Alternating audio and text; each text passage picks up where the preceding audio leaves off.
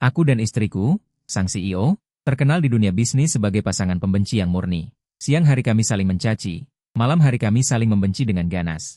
Kami terus-menerus mengutuk kematian satu sama lain. Di tahun pertama pernikahan, dia pergi berfoya-foya dengan pria muda. Aku memenggalnya dan menghancurkan mobil mewahnya hingga berkeping-keping. Di tahun kedua pernikahan, dia melemparku ke dalam gua yang dingin seharian. Aku membalasnya dengan mendorongnya ke air yang dalam. Di tahun ketiga pernikahan, dia tidak pulang ke rumah sepanjang hari dan rumor bertebaran. Aku menganggapnya tidak tahu malu. Hingga tahun kelima. Keinginan Shen Qingmo terwujud. Aku meninggal. Meninggal di hari ulang tahunku. Seorang pria asing yang marah menyerbu masuk dan menusukku 33 kali. Rasa sakit yang tajam menjalar dari setiap sudut tubuhku. Kesadaranku perlahan memudar. Aku ingin meminta tolong, tetapi tenggorokanku hanya mengeluarkan suara lemah. Shen Qingmo. Dengan susah payah, aku meraih ponsel yang tergeletak di samping dengan jari gemetar. Dengan sisa tenaga terakhir, aku meneleponnya. Tidak dijawab, aku menelepon lagi. Tidak dijawab lagi. Aku menekan panggilan ketiga. Aku tidak tahu sudah berapa kali aku menelepon. Akhirnya, panggilan itu terjawab. Tetapi sebelum aku sempat berbicara, aku terputus oleh suara yang sangat dingin dari seberang. Terima kasih. Apa kau gila? Berhenti menelepon terus-menerus. Aku tidak punya waktu untuk bertengkar denganmu hari ini. Sinyuan sudah kembali. Aku harus menjemputnya. Suara, tutut, terdengar dari seberang. Shen Qingmo telah menutup telepon dan mematikan ponselnya sepenuhnya. Dia begitu tidak sabar. Sehingga kata-kata terakhir yang ingin aku sampaikan sebelum kematianku tidak terucap. Shen Qingmo, aku akan mati. Kali ini, jangan bertengkar, ya? Baiklah, ponsel jatuh ke tanah, layarnya perlahan meredup. Aku tersenyum pahit, tanganku lemas dan terkulai. Ketika aku sadar kembali, aku menemukan diriku berada di jembatan Naihe. Di bawah kakiku adalah air sungai Wangchuan yang bergelombang. Sungai itu dalam dan suram, seolah bisa menelan segalanya. Meng Po memegang semangkuk sup dan memberikannya kepadaku. Minumlah, lupakan masa lalu, dan mulailah lagi. Aku mengambil mangkuk sup itu dan meminumnya sampai habis. Namun, ingatanku tetap jelas seperti sebelumnya. Aku minum semangkuk lagi, 2, 3, hingga mangkuk ke-10, aku masih belum bisa melupakannya. Meng Po, apa supmu palsu? Tanyaku sambil tersenyum pahit. Meng Po menghela napas. Perasaanmu terlalu dalam. Apa yang tidak bisa kau lupakan? Apa yang tidak bisa kulupakan? Aku menutup mata dengan gemetar. Shen Qingmo, Jiang Qingyan, dan aku tumbuh bersama sebagai kekasih masa kecil. Jelas bahwa kami berdua adalah pilihannya. Tetapi Shen Qingmo hanya menyukai Jiang Qingyan. Ketika Jiang Qingyan demam, dia menjaganya sepanjang hari dan malam. Dia memanjat tembok untuk menonton pertandingan bola basket Jiang Qingyan. Setiap kali dia memandang Jiang Qingyan, matanya selalu dipenuhi cinta yang tak terbatas. Tapi aku juga ingin Shen Qingmo melihatku. Jadi, untuk menarik perhatiannya, aku selalu mencari cara untuk menentangnya. Lambat laun, kami berdua perlahan menjadi musuh bebuyutan. Hingga kemudian, Nenek Shen mengancam. Memaksa Shen Qingmo menikah denganku. Shen Qingmo melawan tanpa hasil, hanya bisa menurut. Tetapi dia tidak mengerti mengapa. Hingga pesta pernikahan, dia secara tidak sengaja menemukan buku harian cintaku yang penuh dengan namanya. Baru saat itulah dia akhirnya mengerti bahwa aku menyukainya. Jadi dia yakin bahwa semua ini adalah perbuatanku. Aku yang membuat nenek memaksakan pernikahan ini. Justru aku membuatnya tidak bisa menikah dengan orang yang dicintainya seumur hidup. Sejak saat itu dia membenciku. Tapi yang tidak dia ketahui. Setelah kecelakaan mobilnya, dokter mendiagnosisnya kemungkinan besar akan menjadi vegetatif. Jiang Qingyan, yang paling dia cintai, langsung kabur ke luar negeri setelah mendengarnya. Saat aku tidak tahu apakah dia bisa bangun lagi, aku setiap hari pergi ke rumah sakit untuk merawatnya. Aku membasuh wajahnya, berbicara dengannya. Nenek tersentuh oleh ketulusanku. Dan dia tidak ingin dia melewatkan orang yang begitu tulus padanya. Makanya, setelah dia bangun, dia segera memaksanya menikah denganku. Berkali-kali, aku ingin mengatakan yang sebenarnya. Tapi setiap kali melihat matanya yang penuh kebencian, aku tidak bisa mengucapkan sepatah kata pun. Orang yang berbakti tidak bisa bereinkarnasi. Meng Po berbagi ingatanku, menghela napas sedikit. Obsesimu belum terlepas, sulit untuk masuk reinkarnasi. Baiklah, aku akan mengizinkanmu kembali ke dunia selama 5 hari. Selama kamu bisa membuat Shen Qingmo mengatakan, aku mencintaimu, padamu. Nenek tua ini akan mengizinkanmu bangkit dari kematian. Jika tidak, kamu harus melepaskan segalanya dan bereinkarnasi. Aku tercengang. Aku membuka mulutku, ingin mengatakan sesuatu. Meng Po sudah merapikan lengan bajunya. Angin sepau-sepau berhembus, dan aku hanya merasa kegelapan di depan mataku, pandanganku perlahan kabur. Ketika aku membuka mata lagi, aku menemukan diriku berdiri di villa yang kukenal. Lantai berlumuran darah, Dan di sana tergeletak tubuhku sendiri yang mati tanpa diketahui sebabnya. Jantungku berdebar kencang. Aku berjongkok, jari-jariku gemetar saat aku dengan jelas melihat wajah yang kukenal itu. Dinginnya jari-jariku membuatku seketika menarik tanganku. Tenggorokanku terasa tersumbat sesuatu, bahkan napasku menjadi sulit. Aku menghabiskan waktu seumur hidupku untuk tidak membuat Shen Qingmo mengatakan, aku mencintaimu. Sekarang hanya tersisa 5 hari. Bagaimana mungkin aku bisa melakukannya? Namun, jauh di lubuk hatiku, ada suara samar yang berjuang. Bagaimana jika dia benar-benar akan mengatakan kata-kata itu? Ini bukan waktunya untuk menyalahkan diri sendiri. Aku harus menyelesaikan situasi di depanku terlebih dahulu. Aku membungkuk, dengan susah payah menyeret tubuhku sendiri, selangkah demi selangkah menuju lemari pakaian. Berat tubuhku membuatku hampir tidak bisa bernapas, tapi aku tidak berani berhenti sampai aku memasukkan tubuh itu ke dalam lemari. Setelah menutup pintu, barulah aku menghela napas lega. Lalu, aku mengambil seember air, berlutut di lantai, dan menggunakan kain pel sedikit demi sedikit untuk membersihkan bercak darah di lantai. Setiap kali aku menyekanya, hatiku terasa sakit. Bercak darah itu seolah menjadi luka yang tak terhapuskan antara aku dan Shen Qingmo. Terukir dalam ingatanku. Tepat saat aku selesai menyeka bercak darah terakhir, tiba-tiba terdengar suara dingin dan penuh kebencian dari belakang. Xie, apa yang kamu lakukan? Tubuhku menegang seketika, kain pel di tanganku jatuh ke lantai. Aku perlahan menoleh, dan melihat Shen Qingmo berdiri di ambang pintu. Dia mengenakan piyama sutra putih. Kerahnya yang longgar membuatnya terlihat semakin berharga dan dingin. Namun, di matanya penuh dengan kebencian dan ketidaksabaran. Aku menatapnya, dan perasaan seperti deja vu muncul di hatiku. Tenggorokanku bergerak, tetapi aku tidak bisa mengeluarkan suara. Itu karena Shen Qingmo tidak datang sendiri. Di belakangnya ada Jiang Qingyan. Jiang Qingyan mengenakan kemeja putih. Rambutnya lembut, terlihat anggun dan elegan. Tetapi saat melihatku, wajahnya langsung pucat, matanya penuh ketakutan, bahkan dia tanpa sadar mundur selangkah. Seolah-olah dia melihat sesuatu yang mengerikan. Meskipun aku dan Jiang Qingyan sudah bertahun-tahun tidak bertemu, seharusnya tidak sampai membuatnya bereaksi sebesar itu. Perilaku Jiang Qingyan jelas tidak normal. Bahkan Shen Qingmo pun menyadari ada yang tidak beres. Dia takut dia jatuh, Liu Ruyan meraih untuk menopangnya. Qingyan, ada apa denganmu? Jiang Qingyan hanya mencengkeram lengannya. Tampaknya berusaha keras untuk mengendalikan emosinya. Tidak apa-apa. Hanya saja aku mencium bau amis darah, agak tidak nyaman. Shen Qingmo segera menoleh ke arahku, tatapannya semakin dalam. Xie, apa kau tidak nyaman jika tidak membuat masalah seharian? 5 tahun, kapan kau akan berhenti? Aku berdiri diam, menatapnya dengan tenang, dan berkata-kata demi kata. Jika kau ingin aku berhenti, Shen Qingmo, katakan padaku satu hal.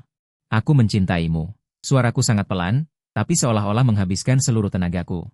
Ada semacam harapan di dalamnya. Namun, Shen Qingmo mencibir. Sudut bibirnya melengkung membentuk senyum yang arogan. Aku mencintaimu, kau pantas mendapatkannya. Kemudian, dia menoleh ke arah Jiang Qingyan. Qingyan, aku hanya mencintaimu. Jiang Qingyan berdiri di belakangnya, wajahnya memerah. Qingmo, jangan seperti itu. Ito Cheng akan sedih. Shen Qingmo tidak peduli. Dengan dingin, jika dia benar-benar punya perasaan, dia tidak akan memaksaku untuk menikah dengannya. Setelah mengatakan itu, dia meraih tangan Jiang Qingyan. Jangan pedulikan dia, aku akan membawamu memilih kamar dulu. Hatiku terasa seperti ditusuk. Sakitnya sampai aku hampir tidak bisa bernapas. Aku meraih mereka dengan dingin, suaraku bergetar. Apa yang kalian lakukan? Shen Qingmo menatapku dengan dingin, matanya tidak memiliki kehangatan sedikit pun. Qingyan baru saja kembali dari luar negeri. Rumah masih dibersihkan. Selama beberapa hari ini, Xie, jangan berpura-pura menjadi tuan rumah. Jangan lupa, jika bukan karena caramu, posisimu adalah miliknya. Wajahku langsung pucat, seolah ditampar keras. Jika dulu, aku pasti akan bertengkar tak henti-hentinya. Tapi sekarang, aku hanya merasa lelah. Aku hanya bisa melihat Shen Qingmo, sambil menggandeng tangan Jiang Qingyan. Berjalan melewati aku, seolah-olah aku hanyalah orang asing yang tidak penting. Saat makan malam, Shen Qingmo dan Jiang Qingyan duduk bersama, terlihat sangat intim, seolah-olah dia adalah nyonya rumah yang sebenarnya. Mereka berbicara dengan suara rendah, tertawa tanpa henti, sementara aku sepenuhnya diabaikan. Aku menundukkan kepala, mekanis memasukkan makanan ke mulutku, tetapi tidak dapat merasakan rasanya sama sekali. Bisikan Shen Qingmo yang dingin dan senyum Jiang Qingyan terngiang di telingaku, hatiku terasa seperti ditusuk oleh ribuan jarum. Sakitnya sampai hampir sesak napas. Hingga larut malam, ketika aku hampir tidur, aku secara tidak sengaja melihat Jiang Qingyan menelepon di koridor. Bukankah aku menyuruh kalian membunuhnya? Kenapa dia masih berdiri di sini dengan baik-baik saja? Jantungku tiba-tiba tenggelam. Gelas air di tanganku tergelincir seketika, jatuh ke lantai, pecah dengan suara yang jelas. Jiang Qingyan mendengar suara itu, berbalik dengan cepat, wajahnya langsung pucat. Orang itu adalah orang yang kamu lindungi. Suaraku bergetar, mataku penuh dengan ketidakpastian.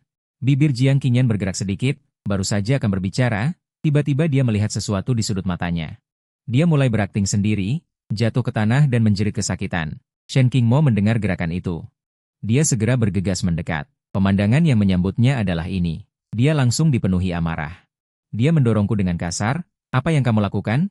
Jiang Qingyan meraih tangan Shen Qingmo. Qingmo, jangan salahkan dia. Mungkin karena kamu menyatakan perasaanmu padaku hari ini, Aci terlalu marah. Aku tidak apa-apa jika aku sedikit dirugikan. Selama dia bisa melampiaskan amarahnya. Mendengar ini, Shen Qingmo memandangku dengan penuh amarah. Tatapan itu seperti melihat musuh, tetapi di depan Jiang Qingyan, dia tidak berani menunjukkannya terlalu jelas. Dia takut menakutinya, jadi dia membungkuk untuk membantunya berdiri, dengan lembut. Aku akan membawamu ke ruang perawatan dulu. Aku berdiri di tempat, melihat punggung mereka. Hatiku terasa pahit. Aku kembali ke kamarku dan mengeluarkan kotak obat. Aku diam-diam merawat lukaku sendiri. Ada bekas darah di pergelangan tanganku, tergores secara tidak sengaja saat Shen Qingmo mendorongku tadi. Saat air obat dioleskan ke luka, terasa perih, tetapi tidak sedalam rasa sakit di hatiku. Setelah selesai mengobati luka, Shen Qingmo langsung mendorong pintu masuk. Wajahnya muram. Udara dipenuhi tuduhan, apakah kamu merasa tidak nyaman jika tidak mencari masalah sehari saja? Aku mendongak. Menatapnya dengan mata merah. Ya, memangnya kamu mau apa padaku? Shen Qingmo tidak berbicara, hanya matanya menajam, menunjukkan kilatan berbahaya. Aku mengerti arti tatapan itu. Itu adalah pertanda dari kebencian yang tak terhitung jumlahnya yang terjalin di antara kami. Benar saja.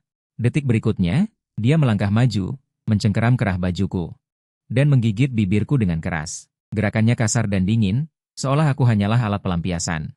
Aku mengerutkan kening, tetapi menggigit bibirku dan menahan diri untuk tidak bersuara. Napasnya menyembur ke telingaku.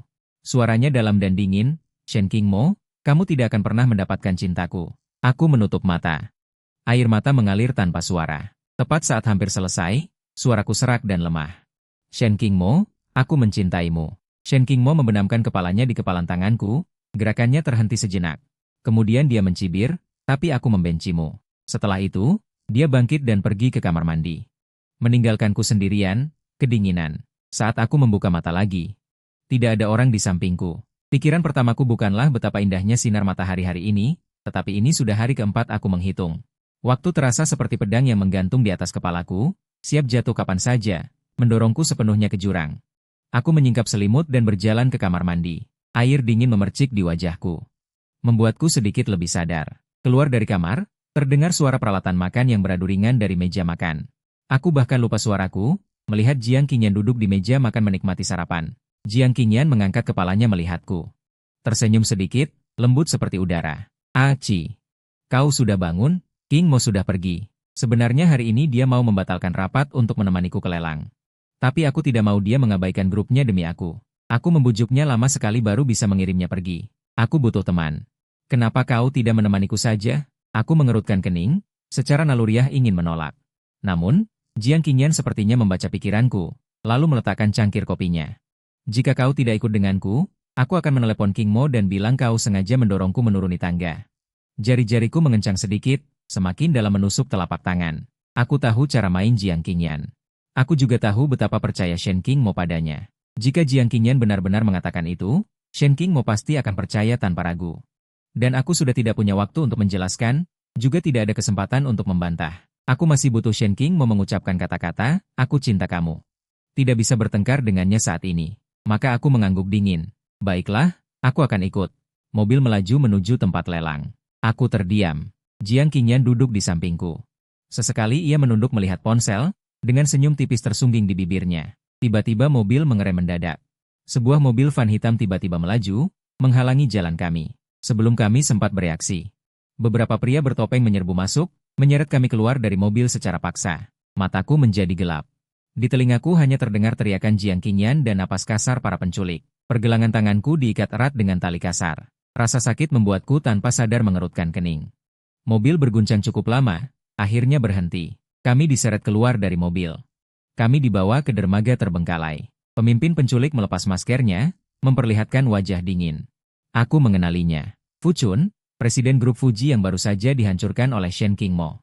Fuchun, aku mengerutkan kening. Apa yang kau inginkan? Fuchun tertawa dingin, matanya penuh kebencian. Ayah, tenanglah dulu. Masih ada ruang untuk perundingan. Tenang. Suara ayahnya tiba-tiba meninggi. Aku tidak bisa tenang. Shen Qing mau menghancurkan segalanya bagiku. Aku juga akan menghancurkan miliknya. Setelah berkata begitu, ia melambaikan tangan. Beberapa penculik segera mendorong Jiang Qingyan dan Xie Qi ke tepi dermaga. Di bawahnya adalah air laut yang gelap gulita. Ombak bergelora, seperti rahang yang siap menelan segalanya. Ayah mengeluarkan ponsel, menelepon Shen Qingmo. Tuan Shen. Kedua priamu ada di tanganku. Aku memberimu 1 jam. Pilih satu untuk dibawa pergi. Yang lain akan kulempar ke laut. Ingat, kau hanya bisa memilih satu. Telepon hening sejenak. Akhirnya terdengar suara dingin Shen Qingmo. Fuchun, berani kau sentuh mereka, aku akan membuatmu lebih baik mati. Fuchun tertawa terbahak-bahak. Shen Qingmo, kau tidak bisa mengancamku lagi. 1 jam. Aku menunggumu. Setelah menutup telepon, jantungku berdebar kencang. Aku tahu Shen Qingmo pasti akan memilih Jiang Qingyan. Aku sudah siap untuk ditinggalkan. Namun, meskipun begitu, hatiku tidak bisa menahan rasa sakit. Sosok Shen Qingmo muncul di dermaga beberapa jam kemudian. Pandangannya menyapu aku dan Jiang Qingyan, lalu jatuh pada Fuchun. Suaranya sedingin es. Fuchun, lepaskan mereka. Fuchun tertawa dingin. Tuan Shen. Sudah kubilang, kau hanya bisa memilih satu. Pilih. Waktu tidak banyak. Mata Shen Qingmo beralih di antara aku dan Jiang Qingyan. Akhirnya, dia berkata dengan dingin, aku tidak memilih. Karena aku menginginkan keduanya. Aku tidak akan melepaskan siapapun. Aku tertegun. Jiang Qingyan juga membelalakan matanya, seolah tidak percaya apa yang didengarnya. Kamu tidak membenciku? Aku tidak bisa menahan diri untuk bersuara. Suaraku sedikit bergetar. Shen Qingmo menatapku dengan dingin. Ya, aku membencimu. Tapi setidaknya sekarang. Kau adalah suamiku. Aku tidak seperti kamu, tidak bisa melakukan hal-hal tidak bermoral yang membahayakan orang lain. Hatiku sakit tiba-tiba, seolah tertusuk sesuatu. Aku membuka mulutku, tetapi tidak bisa mengatakan apa-apa. Fuchun jelas terkejut dengan sikap Shen Qingmo. Dia mendorong Jiang Qingyan ke tepi tebing. Pilih satu. Kalau tidak, aku akan mendorong mereka berdua. Mata Shen Qingmo berubah tajam. Dia melangkah maju, suaranya dalam dan mengancam. Fuchun, berani kau sentuh mereka sedikit saja. Aku akan membuat hidupmu lebih buruk daripada kematian. Tepat saat keadaan memanas, suara sirene polisi tiba-tiba terdengar dari kejauhan. Wajah Fuchun berubah, jelas tidak menyangka polisi akan datang begitu cepat. Dia mengertakkan gigi. Dengan putus asa, dia mengayunkan pisaunya ke arah dada Shen Qingmo. Shen Qingmo, hampir tanpa berpikir, aku langsung menerjang ke depan, menghalangi di depan Shen Qingmo. Bilah pisau menembus bahuku. Darah langsung mewarnai bajuku. Aku mengerang, tubuhku lemas jatuh. Shen Qingmo menangkapku, secercah kepanikan melintas di matanya. Aci, kesadaranku perlahan kabur. Yang tersisa di telingaku hanyalah suara cemas Shen Qingmo. Aku ingin mengatakan sesuatu, tetapi tidak bisa bersuara. Akhirnya, aku benar-benar tenggelam dalam kegelapan. Ketika aku bangun lagi, aku menemukan diriku terbaring di samping tempat tidur. Shen Qingmo berdiri di depanku, matanya penuh kebencian. Xie Qi, mengapa kamu membuat sandiwara dengan penculik? Kamu pikir dengan begini aku akan mengatakan aku mencintaimu? Aku tertegun. Aku sama sekali tidak mengerti apa yang dia katakan. Shen Qingmo melanjutkan, Qingyan sudah memberitahuku. Penculikan kali ini adalah rencanamu bersama Fuchun, hanya untuk menyakitinya. Xie Qi, bagaimana kamu bisa begitu naif? Hatiku sakit, akhirnya aku mengerti. Jiang Qingyan entah bagaimana berhasil membuat Shen Qingmo percaya bahwa semua ini adalah rencanaku. Bukan aku. Aku terputus saat setengah bicara. Tatapan Shen Qingmo semakin dingin. Aku tahu kamu terkadang suka mencari masalah denganku untuk menarik perhatianku. Tapi kamu bisa menyakiti siapa saja. Tetapi kamu tidak boleh menyentuh Qingyan. Dia adalah hidupku. Dia mengunciku ke batu. Tenggelam ke kolam. Air dingin seketika menenggelamkan tubuhku. Batu-batu menyeretku ke dasar kolam dengan kuat. Napas saya semakin sulit. Dunia di depan mata saya perlahan memudar. Tepat saat saya hampir mati lemas. Shen Qingmo memerintahkan saya untuk diangkat. Tetapi sebelum saya bisa bernapas, saya kembali ditenggelamkan. Berulang kali, saya sangat kesakitan, seperti ikan yang mati kedinginan. Shen Qingmo berjongkok, mencengkeram daguku, suaranya sedingin es. Ucapan terima kasih, Anda sebaiknya mengingatnya. Lain kali jika Anda melukai Qingyan lagi, kesepakatan di antara kita tidak akan sesederhana ini. Setelah berbicara, dia pergi dengan beberapa pengawal. Tidak pernah melihat saya lagi. Pada hari ketiga, Saya menerima undangan makan malam. Itu diadakan oleh teman bersama di lingkaran kami, mengundang saya dan Shen Qingmo untuk hadir bersama. Shen Qingmo berdiri di ambang pintu. Mengenakan gaun ekor ikan berwarna gelap, membuatnya tampak lebih mulia dan dingin. Namun, di sampingnya berdiri Jiang Qingyan.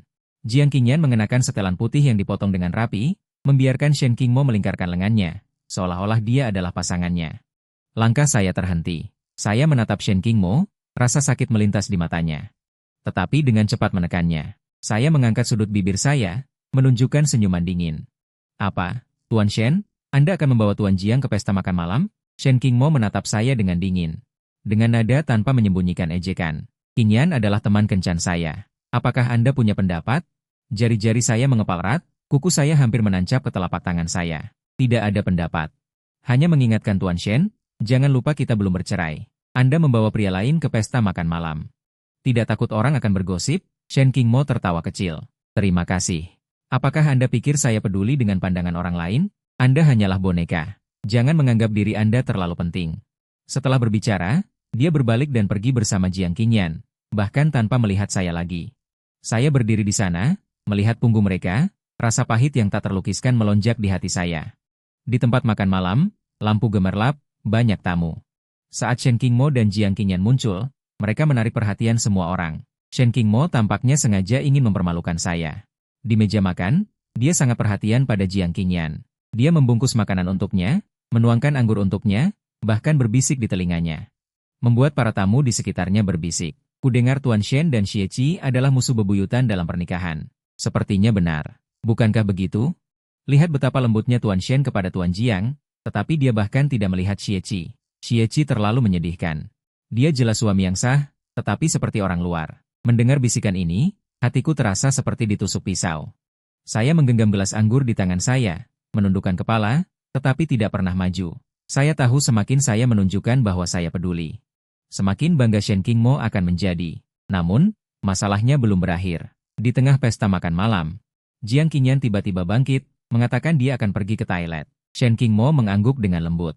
Aku mengantarnya pergi. Tak lama kemudian, Jiang Qingyan berlari kembali dengan panik. Wajahnya memerah tidak wajar, air mata menahan diri terlihat di matanya. Dia seperti tidak bisa menopang dirinya sendiri, jatuh ke dalam pelukan Shen Qingmo. Suaranya bergetar, tadi aku di toilet, Aci mengatur seseorang untuk meracuniku. Mendengar ini, seluruh ruangan gempar. Semua mata tertuju padaku. Ada keterkejutan, ketidakpercayaan, dan juga kesenangan melihat orang lain susah. Astaga! Xie Qi benar-benar melakukan hal seperti itu. Apa dia gila berani menyerang Jiang Qingyan? Presiden Shen pasti tidak akan membiarkannya pergi. Tanpa kusadari, Shen Qingmo tiba-tiba berdiri. Matanya menatapku tajam seperti pisau. Dia meraih gelas anggur merah di atas meja dan membantingnya ke lantai. Pecahan kaca beterbangan, anggur merah menodai karpet. Xie Qi. Apa yang kukatakan padamu terakhir kali? Jika kamu berani menyentuh Qingyan, aku tidak akan membiarkanmu pergi. Aku berdiri di tempat, menatapnya dengan tenang, suaraku sedikit mengejek. Aku tidak menyentuhnya. Wajah Shen Qingmo semakin muram. Dia melangkah ke arahku. Dia berkata, apa dia akan memfitnahmu dengan hal seperti ini? Lagi pula, kamu adalah pelakunya. Ujung jariku sedikit bergetar, rasa sakit melintas di mataku. Aku mengangkat kepala, suaraku serak dan putus asa. Kalau begitu, apa yang kau inginkan dariku? Berlutut dan minta maaf pada Qingyan. Pupil mataku menyempit tajam. Tanganku terkepal erat. Harga diriku seolah diinjak-injak dan dihancurkan berkeping-keping. Aku mengertakkan gigi, berkata kata demi kata, tidak mungkin. Xie Qi hanya akan berlutut pada langit, bumi, dan orang tuanya. Tidak mungkin berlutut pada orang lain. Tendangan keras menghantam lututku. Aku lengah dan berlutut keras ke tanah.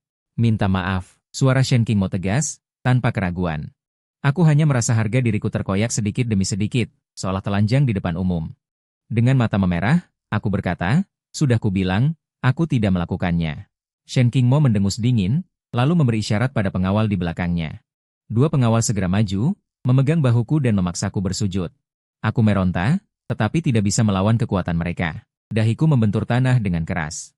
Dengan sekuat tenaga, aku tiba-tiba melepaskan diri dari pengawal dan berdiri.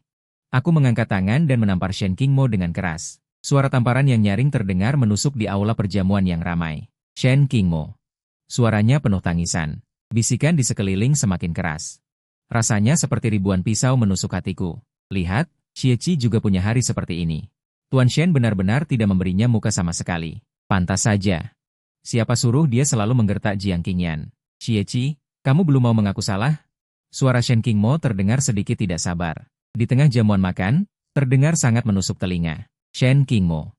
Suaranya terdengar serak karena menangis. Air mata akhirnya tidak terkendali mengalir. Aku bilang aku tidak melakukannya. Apakah hanya apa yang dia katakan yang benar? Apa yang kukatakan semuanya salah? Kamu sangat mencintainya. Tapi aku suamimu. Aku ini apa? Aku ini apa? Suaraku dipenuhi keputusasaan dan rasa sakit, seolah ingin meluapkan semua keluh kesah dan ketidakpuasan di hatiku. Ini pertama kalinya aku menangis di depan Shen Qingmo. Ini juga pertama kalinya aku menunjukkan kerapuhanku di depannya. Shen Qingmo tertegun. Dia belum pernah melihatku seperti ini. Aku selalu kuat, tidak pernah menunjukkan kelemahan. Tapi aku sekarang, seperti seekor kelinci yang terpojok hingga ke jalan buntu, matanya penuh keputusasaan dan rasa sakit. Tiba-tiba, emosi yang tak terlukiskan muncul di hatinya. Rasanya ada sesuatu yang berdetak kencang. Dia membuka mulutnya, tetapi tidak tahu harus berkata apa. Aku menatapnya, mataku penuh air mata, suaraku serak dan putus asa. Shen Qingmo, ingatlah, aku, Xie, tidak pernah berutang apapun padamu. Setelah mengatakan itu, aku berbalik dan melangkah keluar dari aula perjamuan. Shen Qingmo berdiri di tempat. Rasa sakit membakar di wajahnya membangunkannya. Dia menatap punggungku, dan tiba-tiba, perasaan yang tak terlukiskan muncul di hatinya. Besok adalah hari peringatan orang tuaku. Aku bangun pagi-pagi. Mengenakan pakaian hitam polos, bersiap untuk pergi berziarah. Namun, saat baru sampai di pintu, Shen Qingmo memanggilku. Aku akan menemanimu. Kakiku berhenti sejenak. Aku berbalik dan menatapnya dingin. Apa? Apakah kamu ingin aku berlutut di depan Jiang Qingyan lagi? Wajah Shen Qingmo menjadi dingin seketika. Awalnya dia ingin meredakan hubungan antara kami berdua. Tetapi sikapku membuatnya. Kemarahan yang baru saja ditekan kembali berkobar. Kemarin memang salahmu. Kamu belum mengakuinya, aku mencibir dan mendorongnya. Lalu aku berjalan keluar pintu. Namun, saat aku sampai di mobil, aku melihat Jiang Qingyan duduk di kursi penumpang, menatapku dengan senyum lembut. Aci, King Mu bilang dia ingin ikut berziarah ke makam paman dan bibi. Aku juga ingin ikut. Kemarahanku seketika tersulut. Aku berbalik dengan kasar, menatap Shen Qingmo. Shen Qingmo, ini adalah batasanku. Kamu tidak boleh pergi berziarah. Shen Qingmo mengerutkan kening. Xie, jangan berlebihan. Qingyan bermaksud baik. Jangan bilang kau berani. Ketulusan ada di mataku. Shen Qingmo, apakah kau lupa hari ini adalah hari peringatan orang tuaku? Bukan hari kencan kalian. Jiang Qingyan menghela napas. Aci, mengapa kau sangat membenciku? Bukankah hubungan kita sebelumnya baik-baik saja?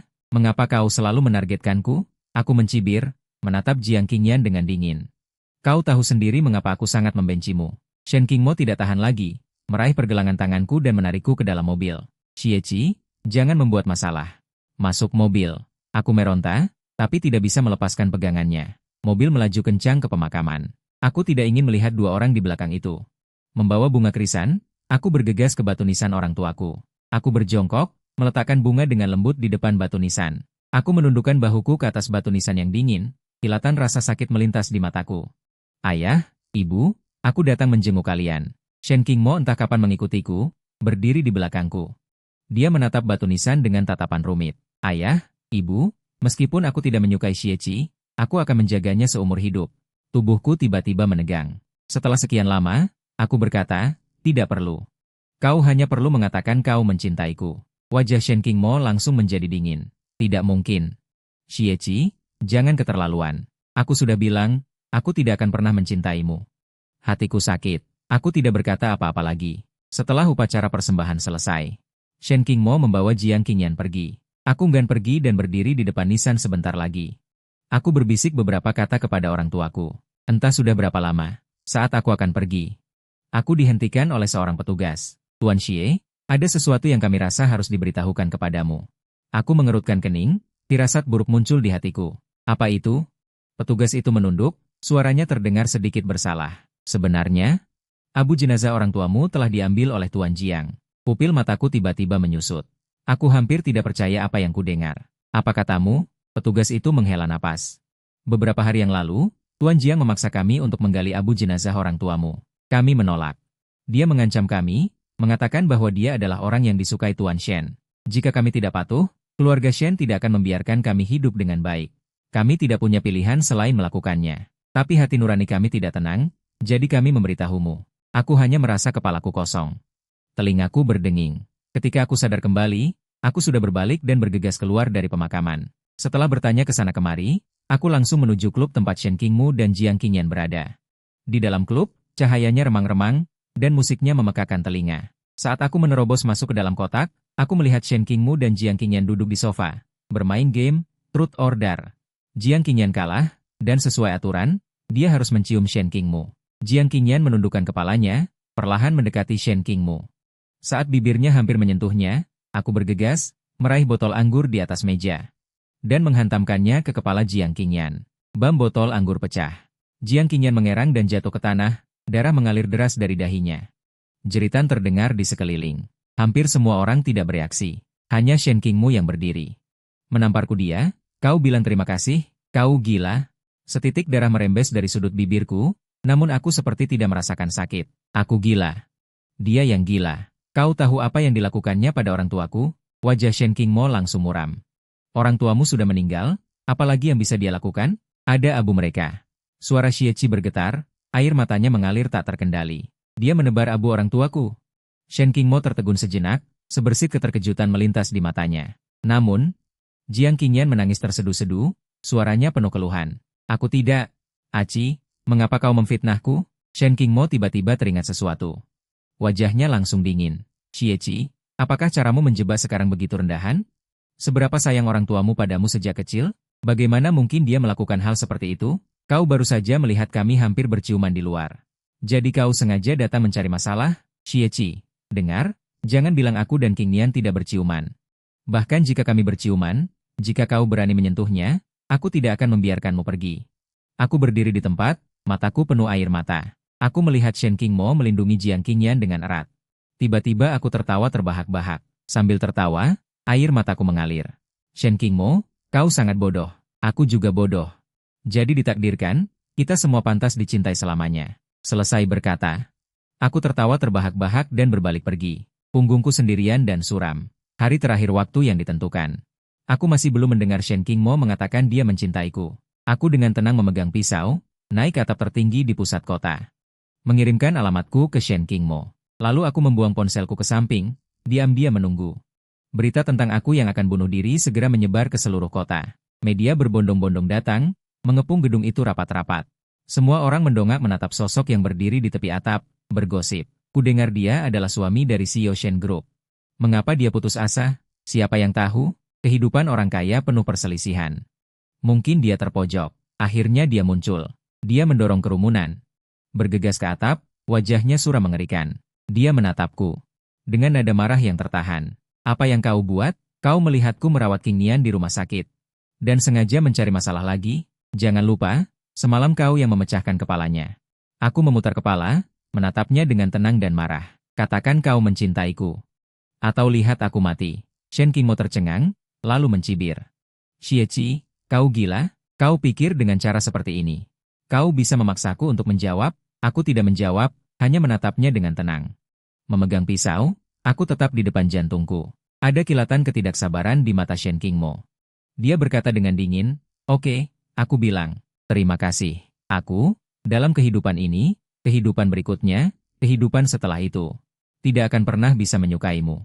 Puas, kau bisa melompat sekarang. Ada sedikit rasa sakit yang melintas di mataku. Tapi dengan cepat aku menekannya. Aku tertawa kecil, pisau di tanganku jatuh ke tanah berdentang.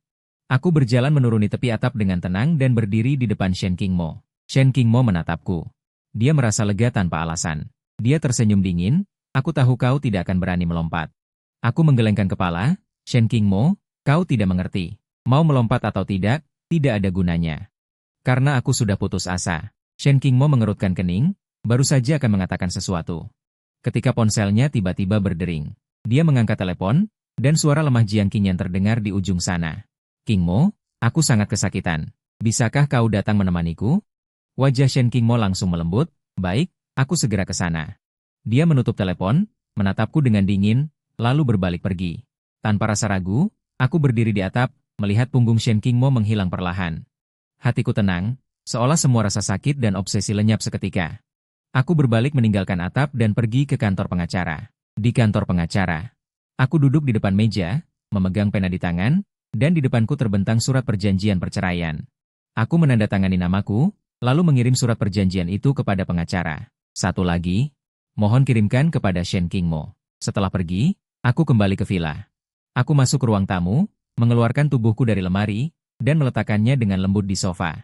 Lalu aku mengambil secari kertas dan menulis beberapa baris, Shen Qingmo. Sebenarnya aku sudah lama mati. 5 hari ini hanyalah waktu tambahan yang diberikan Meng Po. Dia bilang, selama kau mengucapkan satu kata, aku cinta padamu. Aku bisa hidup. Bisakah aku hidup, tapi kau tidak. Jadi aku mati.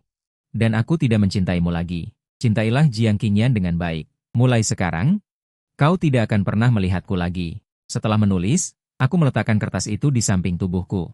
Aku duduk diam di sofa dan menutup mata. Segera, tubuhku perlahan menjadi transparan. Akhirnya berubah menjadi titik-titik cahaya bintang, menghilang ke udara. Di jembatan Naihe, aku kembali berdiri di depan Meng Po. Meng Po memberiku semangkuk sup, minumlah. Kali ini kau harus melepaskannya. Aku mengambil mangkuk sup dan meminumnya sekaligus. Saat air itu mengalir ke tenggorokanku, setetes air mata jatuh dari sudut mataku. Meng Po bertanya dengan lembut. Apakah Shen Qingmo masih ingat siapa itu? Ada sedikit kebingungan di mata Xie Qi. Dia menggelengkan kepalanya. Siapa? Meng Po sangat puas. Dia melambaikan tangannya. Reinkarnasi. Xie Qi mengangguk dan berbalik untuk melompat ke dalam siklus reinkarnasi. Sosoknya perlahan menghilang. Akhirnya berubah menjadi seberkas cahaya, menghilang dari pandangan jembatan Naihe. Sejak saat itu, tidak ada lagi Xie Qi di dunia. Shen Qingmo menerimanya di rumah sakit sehari kemudian. Dia menerima surat cerai yang dikirim dari villa. Nama pengirimnya jelas adalah Xie Qi. Saat itu, dia masih merawat Jiang Qingyan di rumah sakit. Saat menerima kiriman kilatnya, Shen Qingmo mencibir. Xie Qi benar-benar semakin keterlaluan. Kemarin bunuh diri, hari ini bercerai. Besok, apakah dia akan menangis di depan makam nenekku? Jiang Qingyan melihat surat cerai itu dengan rasa ingin tahu. Dia menemukan bahwa Xie Qi tidak memiliki apa-apa dan menyerahkan semua hartanya kepada Shen Qingmo. Matanya berbinar. Dia memandangnya dengan tatapan penuh harap. Qingmo, bukankah kamu tidak mencintainya? Lebih baik bercerai dengannya, jadi kita bisa bersama secara terbuka. Aku ingin menjadi pasanganmu. Bukan seperti sekarang, selalu merasa dirugikan. Shen Qingmo meliriknya dengan acuh tak acuh, merobek surat cerai itu berkeping-keping, dan membuangnya ke tempat sampah. Aku tidak mencintainya, tetapi aku harus merawatnya dengan baik. Ini adalah keinginan terakhir nenek. Apapun cara yang digunakan Xie Qi saat itu, aku tidak akan bercerai dengannya. Namun, aku tidak akan membiarkanmu merasa dianiaya, Qingyan. Jika Xie Qi berani menggunakan cara-cara kotor itu lagi untuk menindasmu, aku akan membalasnya 1000 kali lipat. Ada sedikit niat jahat di mata wanita itu. Jiang Qingyan mengangguk dengan wajah penuh kebahagiaan, tetapi di sudut yang tidak terlihat, pria itu menatap ke arah dalam dengan marah. Surat cerai yang hancur. Dia datang untuk menjadi pasangan Shen Qingmo. Jika dia tidak bisa bersama Shen Qingmo, apa gunanya semua yang telah dia lakukan sampai sekarang? Beberapa hari berikutnya, tidak ada yang menganggap serius surat cerai itu. Xie Qi juga tidak lagi terus-menerus menelepon dan mengganggunya seperti sebelumnya. Hal ini memungkinkan mereka melewati masa damai dan masa yang manis. Setelah Jiang Qingyan keluar dari rumah sakit, Shen Qingmo membawanya ke berbagai tempat. Tidak hanya menyewa seluruh taman hiburan hanya untuk kesenangan mereka berdua, tetapi juga membeli kalung berlian terbesar di dunia untuk diberikan kepada Jiang Qingyan. Media mewawancarai mereka. Shen Qingmo tidak keberatan dirangkul oleh pria itu di bahunya dan berkata di depan kamera bahwa orang yang sangat dia cintai ada di sisinya. Saat melakukan ini, dia tidak bisa tidak memikirkan Xie Qi. Ketika dia tahu segalanya, dia pasti akan sangat marah. Seperti sebelumnya, selama dia melakukan sedikit saja, Xie Qi akan keluar dengan gegap gempita untuk melawannya. Dia dengan penuh kemenangan menunggu teleponnya, menunggu Xie Qi memarahinya. Namun, 10 hari berlalu, dan Xie Qi bahkan tidak menelepon sekalipun. Pada hari ke-11, Shen Qingmo secara proaktif memeriksa ponselnya, memastikan bahwa dia tidak memblokir pihak lain, juga tidak melewatkan pesan apapun. Xie Qi benar-benar mogok dingin dengannya sampai sekarang. Wanita itu mendengus melihat obrolan yang kosong. Jiang Qingyan bangun di sampingnya. Dengan mengantuk, dia memeluk pinggangnya. Qingmo, tidur sebentar lagi ya. Bagaimana kalau kita pergi melihat aurora hari ini? Beberapa hari terakhir ini, Shen Qingmo selalu menuruti kemauannya. Mereka bermain di luar di siang hari. Melihat berbagai pemandangan, di malam hari mereka memadu kasih di ranjang. Setiap kali, dia mengurasnya sampai tetes terakhir. Namun kali ini, Shen Qingmo entah memikirkan apa. Dia menolaknya. Seharian penuh. Wanita itu memegang ponselnya dengan dingin, sesekali meliriknya. Jiang Qingyan mengertakkan giginya. Malam itu, mereka berbaring di ranjang. Tiba-tiba, ponsel Shen King mau bergetar. Wanita itu segera menghentikan gerakannya dan mengambilnya. Namun kemudian, dia melemparkannya kembali karena marah. Ternyata itu hanya pesan spam. Dia tidak tahu mengapa dia marah. Mungkinkah dia berharap Xie akan mengiriminya pesan, seperti biasa merajuk dan memohon dengan cara apapun? Memintanya untuk kembali, wajah Shen King memuram, melampiaskan amarahnya yang tidak beralasan. Semua itu pada pria di bawahnya. Hari ini dia hampir lebih bersemangat dari biasanya. Namun semakin dia mendengar erangan tertahan Jiang Qingyan, semakin penuh pikirannya dengan suara Xie. Setiap kali mereka berhubungan seks, rasanya seperti berkelahi. Xie tidak pernah jijik, menerima segalanya sepenuhnya.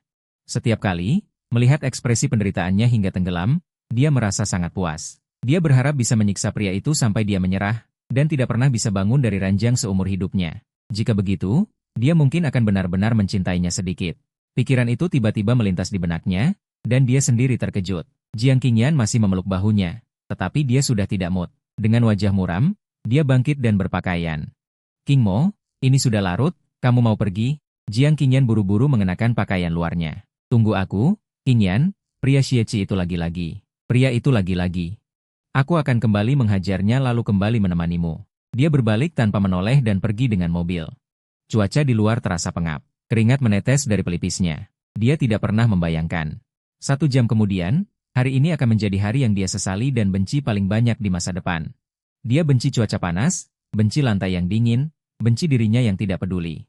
Juga burung yang terbang di depan matanya yang menciptakan seumur hidupnya yang penuh penderitaan. 1 jam. Shen King mau kembali ke villa. Saat tiba di pintu, dia samar-samar mencium bau busuk. Memang benar, Xie tidak akan menyerah semudah itu. Pasti sudah bersiap. Menunggunya kembali. Dia menendang pintu hingga terbuka. Di dalam gelap. Dan tidak ada suara. Shen King mau membuka mulutnya dengan cemas. Xie, apakah kamu puas? Aku meninggalkan Qingyan dan kembali. Kamu begitu diam selama berhari-hari. Bukankah kamu menunggu saat ini? Tidak ada jawaban. Dia tidak terburu-buru. Dia menyalakan lampu dan naik tangga selangkah demi selangkah. Aku ingin melihat. Trik apa lagi yang kamu mainkan? Apa kamu benar-benar mati? Xie, kamu sudah dewasa. Kapan kamu akan sedikit dewasa? Berhentilah memainkan trik-trik kecil ini. Jika kamu patuh, aku mungkin akan lebih sering kembali menemanimu. Baunya semakin menyengat. Beberapa serangga terbang menabraknya lalu terbang pergi, membuat Shen King Mo mengerutkan kening jijik. Dia tidak mengerti apa yang ada di pikirannya. Dia mengubah rumah menjadi seperti ini. Dia naik ke lantai 2 dan masuk ke ruang tamu. Bau busuk hampir memenuhi hidungnya. Sampai saat itu, dia masih belum tahu bau apa itu. Detik berikutnya, dia meraba saklar di dinding, dan cahaya menyilaukan tiba-tiba menyala, menerangi segala sesuatu di depannya. Saat itulah Shen King Mo tahu bau apa itu sebenarnya. Ini adalah bau mayat membusuk, ini adalah sorakan Wen Ying, ini adalah suara serangga yang menggerogoti. Ini adalah ucapan terima kasih yang telah mati. Napas Shen King Mo tercekat. Dia tetap dalam posisi menyalakan lampu. Memandang orang di sofa, mayat itu sudah menunjukkan tingkat pembusukan yang tinggi, terbaring diam di sana. Xie, dia tidak percaya. Dia membuka mulutnya. Dia berjalan perlahan, suaranya serak yang belum pernah dia bayangkan. Tidak ada yang menjawabnya. Jantungnya berdetak kencang, seolah-olah akan melompat keluar dari tenggorokannya, menyebabkan dadanya terasa sakit. Xie, cukup, berhenti bermain. Aku akui aku mengabaikanmu akhir-akhir ini. Kamu tidak perlu membuat lelucon seperti ini. Dia mencoba menahan suaranya yang bergetar. Tetapi ketika dia mendekat dan melihat wajah itu, suaranya masih bergetar. Dia adalah Xie. Shen King Mo mengulurkan tangan, ingin menyentuhnya, tetapi sebelum dia bisa menyentuh mayat yang membusuk itu, pandangannya tertarik pada selembar kertas di sebelahnya. Ada beberapa baris tulisan di atasnya. Dia mengambilnya. Dia membacanya kata demi kata. Hatinya seolah tenggelam ke dasar jurang. Shen King Mo. Sebenarnya, aku sudah lama mati. 5 hari ini hanyalah waktu tambahan yang diberikan Meng Po padaku. Dia bilang, selama kamu mengucapkan satu kalimat, aku cinta kamu. Aku bisa hidup. Tapi kamu tidak. Jadi aku mati, dan aku tidak mencintaimu lagi. Cintailah Jiang Qingyan dengan baik. Mulai sekarang, kamu tidak akan pernah melihatku lagi. Gemetarnya tidak bisa lagi ditahan. Dia memandang Xie, matanya gemetar, wajahnya menunjukkan banyak ekspresi kompleks. Saat ini, tenggorokannya seolah dicekik oleh seseorang. Membuatnya sulit bernapas, terengah-engah. Dia mengangkat kepalanya, cahaya di atasnya begitu menyilaukan. Dia menunduk, di depannya ada nyamuk dan serangga. Ada Xie yang sudah lama mati. Shen King Mo tidak tahan lagi, dan berlari ke kamar mandi untuk muntah. Suaranya membuat nyamuk dan serangga yang menikmati bangkai itu terkejut. Setelah dia muntah entah berapa lama, ponsel di sakunya berdering. Shen Qingmo menjawabnya dengan linglung. Tanpa melihat siapa peneleponnya, dia berteriak mengejek. Kamu benar-benar membuat pertunjukan yang bagus hari ini. Aku akui kali ini kamu menang. Xie, kamu menang. Keheningan yang aneh datang dari sana. Setelah beberapa detik, suara Jiang Qingyan terdengar. Qingmo, ini aku. Aku Qingyan. Bisakah kamu kembali menemaniku? Shen Qingmo langsung menutup telepon. Otaknya kembali jernih, dan dia kembali ke penampilannya yang utuh. Kembali ke depan mayat Xie, dia membaca kembali isi catatan itu, lalu menarik napas dalam-dalam. Aku mencintaimu. Mayat itu tidak menunjukkan perubahan apapun, lalu Shen Qingmo berlutut. Tetap sejajar. Aku mencintaimu, Xie. Jari-jarinya meremas catatan itu terlipat di tangannya. Dia tidak menyerah. Dia terus mengulanginya, aku mencintaimu, aku mencintaimu. Xie, apa kau mendengarku? Bukankah ini yang kau inginkan? Sekarang aku sudah mengatakannya. Aku mencintaimu, aku mencintaimu. Berapa kali pun kau ingin mendengarnya, mari kita akhiri lelucon konyol ini. Semakin dia mengucapkan kata-kata yang sama dengan Zhu Zhou, semakin dia merasa panik. Mengapa dia belum bangun? Mengapa dia belum hidup kembali? Bagaimana mungkin Xie benar-benar mati? Pada akhirnya, matanya memerah, dia sangat ingin meraih bahu mayat itu dan mengguncangnya. Pada saat itu, ponsel Shen Qingmo tiba-tiba berdering, memecah kehancuran Shen Qingmo sendirian. Dia tampak melihat harapan. Dia buru-buru mengangkatnya dan menempelkannya ke telinganya. Berkata tak sabar, di mana kau? Xie, di mana kau? Aku sudah mengatakannya berkali-kali. Jika kau ingin mendengarnya, aku bisa terus mengatakannya. Aku mencintaimu, aku mencintaimu, aku mencintaimu. Cukup, Xie. Wanita itu tampak seperti membenci sekaligus panik. Dia menunggu dengan tenang jawaban dari sisi lain, tetapi yang terdengar di benaknya bukanlah suara yang dia harapkan. Qingmo, apa yang kau katakan? Datanglah menyelamatkanku dengan cepat. Xie, kau berjanji tidak akan menggangguku lagi. Jiang Qingyan memanggilnya, terdengar sedih. Shen Qingmo bahkan tidak perlu berpikir untuk mengetahui betapa sedih dan sakit hati pria di ujung telepon itu. Dia menunduk ke arah mayat Xie, dan bertanya dengan datar. Xie pergi ke tempatmu? Ya, setelah kau pergi. Dia datang. Dia bilang dia akan membuatku terlihat buruk. Dia iri padaku karena telah menduduki MU begitu lama. Qingmo, datang dan selamatkan aku dengan cepat. Jika dia tidak sedang menatap mayat Xie, dia mungkin akan percaya lagi perkataan Jiang Qingyan. Tiba-tiba dia merasa itu konyol dan lucu. Jadi Shen Qingmo benar-benar menarik sudut bibirnya, mengeluarkan suara yang sama sekali tidak seperti tawa. Berhentilah berpura-pura, Jiang Qingyan. Xie sudah mati. Suara di ujung sana seolah terdiam. Setelah setengah jalan, dia menjawab dengan hati-hati dan sedikit sedih. Aku hanya ingin bertemu denganmu. Qingmo, aku tahu kau sedih. Biarkan aku menemanimu, oke? Sedih? Bagaimana mungkin aku sedih? Xie adalah musuh bebuyutanku. Dia mati, aku seharusnya senang, bahkan belum terlambat. Akhirnya tidak ada yang menggangguku. Hati Jiang Qingyan sama sekali tidak bisa ditekan. Kalau begitu, maukah kita menikah? Karena Xie sudah mati. Kita bisa bersama. Qingmo, Shen Qingmo yang baru saja tertawa. Tiba-tiba berhenti tertawa. Wajahku tiba-tiba menjadi dingin. Ku bilang, aku akan menjaga Xie seumur hidupku, entah dia hidup atau mati. Jiang Qingyan tertegun, lalu berteriak tak tahan, kalau begitu, kau mau aku terus mengikutimu tanpa nama dan status? Shen Qingmo, kapan kau akan memikirkanku? Kau terus bilang kau mencintaiku. Tapi sekarang Xie sudah mati, apa kau masih ingin aku menjadi simpananmu? Shen Qingmo tidak menjawab. Sebaliknya, dia menutup telepon dengan dingin. Tangannya terus menggenggam erat, pikirannya penuh dengan Xie sebelumnya. Seperti yang ditunjukkan. Dia dulu tidak pernah bertanya apakah dia mencintainya atau tidak, karena semua orang tahu. Dia membencinya. Tapi kelima hari itu, Xie hampir menyerah segalanya dan harga diri. Hanya demi mendapatkan satu kalimat ini. Dia teringat kerapuhan dan air mata pria itu di pesta. Atau keputusasaan di atap. Hatinya semakin menegang. Dia kembali berkata kepada mayat itu. Aku mencintaimu. Lalu dia mengangkat tangannya dengan kesakitan, memukul dinding dengan keras. Rasa sakit menjalar, tapi dia seolah tidak merasakannya, terus memukul. Sampai tangannya berlumuran darah dan menodai dinding, barulah dia berhenti dengan lemah. 5 hari sebelum itu, bagaimana sebenarnya Xie mati? Dia mengangkat matanya yang merah. Matanya penuh dengan ketidakpedulian dan kemarahan. Shen Qingmo segera menyelidiki penyebab kematian Xie, lalu menemukan bahwa pada hari itu, entah bagaimana ada seorang pria asing bertudung kepala menerobos masuk dan dengan kejam menikam Xie 33 kali. lalu melarikan diri. Pria itu berlumuran darah dan jatuh ke tanah. Dia belum mati, tapi masih ada harapan.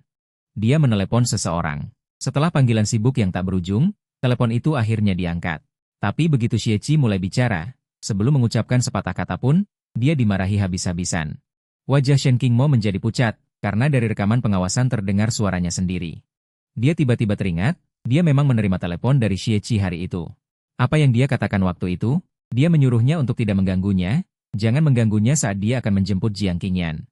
Lalu menutup telepon dengan kejam, bahkan tidak mendengar sepatah kata pun darinya. Jika saja dia sedikit lebih sabar saat itu. Apakah Xie tidak akan mati? Dia tidak berani memikirkan kemungkinan itu, hanya bisa terus menatap rekaman pengawasan. Tidak lama kemudian, muncul Xie lain. Ini adalah Xie yang hanya ada selama 5 hari. Dia membersihkan darah di tanah, menyembunyikan mayatnya sendiri, dan dengan susah payah menyeretnya ke dalam lemari. Selanjutnya, adalah dirinya membawa Jiang Qingyan pada hari kematian Xie. Dia tidak perlu menonton rekaman pengawasan untuk mengetahui apa yang terjadi. Tapi suara percakapan mereka di masa lalu masih terngiang di otaknya seperti mimpi buruk. Aku ingin kau berkata. Shen Qingmo, katakan padaku, aku mencintaimu. Aku mencintaimu, kau pantas mendapatkannya, Shen Qingmo. Aku cinta kamu, aku benci kamu. Kamu cukup katakan sekali saja kamu mencintaiku. Tidak mungkin, Xie, aku tidak akan pernah mencintaimu. Setiap percakapan adalah sinyal penyelamatan darinya.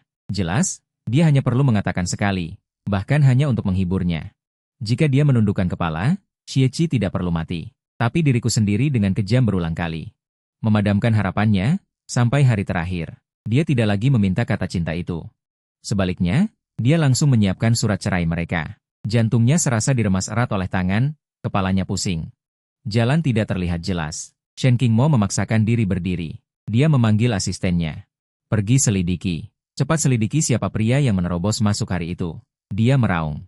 Membuat asistennya ketakutan. Segera pergi selidiki. Sambil menunggu, Shen Qingmo tidak bisa mengendalikan emosinya yang meledak-ledak.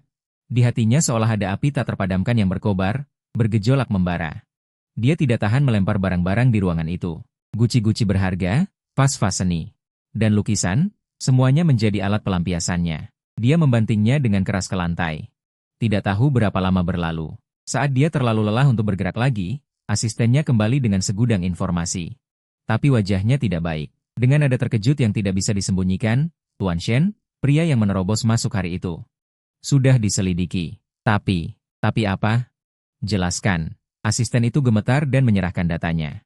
Shen Qingmo merebutnya dengan kasar. Semakin dia membaca, semakin pucat wajahnya. Karena orang hari itu ternyata diperintahkan oleh Jiang Qingyan. Tidak hanya itu, asisten itu juga menyelidiki semua yang terjadi di masa lalu. Semuanya adalah rekayasa Jiang Qingyan untuk menjebak Xie. Dia melihat satu persatu. Sampai halaman terakhir. Wajahnya tiba-tiba kehilangan semua warna. Karena Xie pernah berkata bahwa Jiang Qingyan telah menyinggung abu orang tuanya. Ternyata itu benar. Dia teringat dengan lemah bagaimana dia memeluk Xie yang kesakitan. Dia menahan begitu lama, demi abu orang tuanya. Dengan marah dia ingin mencari Jiang Qingyan untuk menyelesaikan masalah. Tetapi dihalangi oleh dirinya sendiri. Saat itu, tatapannya begitu putus asa. Berdiri di atap. Mencari jawaban. Tapi dirinya sendiri tetap kejam dan tanpa perasaan menyakitinya. Shen Qingmo merasa seluruh darahnya menjadi dingin. Mengapa Jiang Qingyan melakukan hal seperti ini? Jelas dia sudah memberinya banyak. Mengapa dia masih memperlakukan Xie seperti ini? Bahkan menyuruh orang untuk membunuhnya. Kemarahan yang luar biasa membuat matanya memerah. Dia mengeluarkan ponselnya. Menghubungi nomor yang terus-menerus dia abaikan. Jiang Qingyan, kemari. Nadanya dingin. Tapi pria itu tidak menyadarinya. Dengan sukacita dia segera bergegas datang. Pria itu pasti sudah siap. Waktu kedatangannya tidak sampai setengah jam. Kelihatannya dia sengaja berdandan. Dia tersenyum. Melihat Shen Qingmo, dia segera mendekat. Xie meninggal. Benarkah itu? Aku membawakan bunga untuk berziarah padanya. Jiang Qingyan mengeluarkan seikat bunga mawar yang cerah dan indah. Mekar begitu cemerlang, persis seperti dirinya sekarang. Mengapa dia tidak menyadarinya lebih awal? Jiang Qingyan berniat buruk. Mengapa dia memilih untuk percaya pada pria ini lagi dan lagi? Mata Shen Qingmo yang dingin menatap. Pria dengan wajah halus, membuat Jiang Qingyan sedikit bingung. Wajahnya memerah. Qingmo, mengapa kamu terus menatapku? Apakah ada sesuatu di wajahku? Sampai sekarang, dia masih berpura-pura. Shen Qingmo tertawa dingin. Apakah Xie sudah mati atau belum? Bukankah kamu yang paling tahu? Wajah Jiang Qingyan berubah. Kemudian dengan cepat pulih, berpura-pura tidak mengerti. Bagaimana mungkin aku tahu? King Mo, apa yang kamu bicarakan? Tetapi tatapan Shen King Mo selalu dingin, memandangnya seolah melihat lelucon. Melihat wajah yang begitu dekat, Shen King Mo mencubit dagu pria itu. Di bawah tatapan penuh harap Jiang Qingyan. Dia menamparnya dengan keras. Dengan suara PAP, Jiang Qingyan terlempar ke tanah dengan keras. Bunga-bunga juga berserakan di tanah. Wajahnya yang putih memerah dan bengkak tinggi. Dia mengangkat kepalanya dengan tak percaya. King Mo, mengapa kamu memukulku? Sambil berbicara, dia seolah mengerti sesuatu, memegangi wajahnya. Matanya perlahan menjadi pahit. Aku mengerti. Apakah itu Xie Qi? Apakah dia memberitahumu sesuatu? Apapun yang dia katakan, pasti bohong. Dia hanya cemburu padaku. Apakah kamu lupa, King Mo? Xie Qi telah mencoba menyakitiku berkali-kali. King Mo, apakah kamu akan mempercayainya? Dia berkata sambil menangis, seolah-olah dia telah diperlakukan sangat tidak adil. Dia tidak tahu bahwa kata-kata seperti itu hanya akan membuat Shen King Mo semakin marah. Jiang Qingyan, kamu mencari kematian. Dia menendang pria yang tergeletak di tanah. Jiang Qingyan terlempar hingga kepalanya membentur pilar, dan darah mengalir dari dahinya. Dia masih tidak mengerti apa yang terjadi. Mengapa Shen King Mo memperlakukannya seperti ini? Pasti Xie Qi, pasti dia yang melakukan sesuatu. Mengapa dia masih mengganggu setelah dia mati? Jiang Qingyan juga bingung. Dia merangkak di tanah ke kaki Shen King Mo. Dia menangis dan menggelengkan kepalanya dengan menyedihkan. King Mo, beritahu aku. Apa kesalahanku? Aku bisa memperbaikinya. Tolong jangan percaya kata-kata Xie Qi, oke? Dia sudah mati.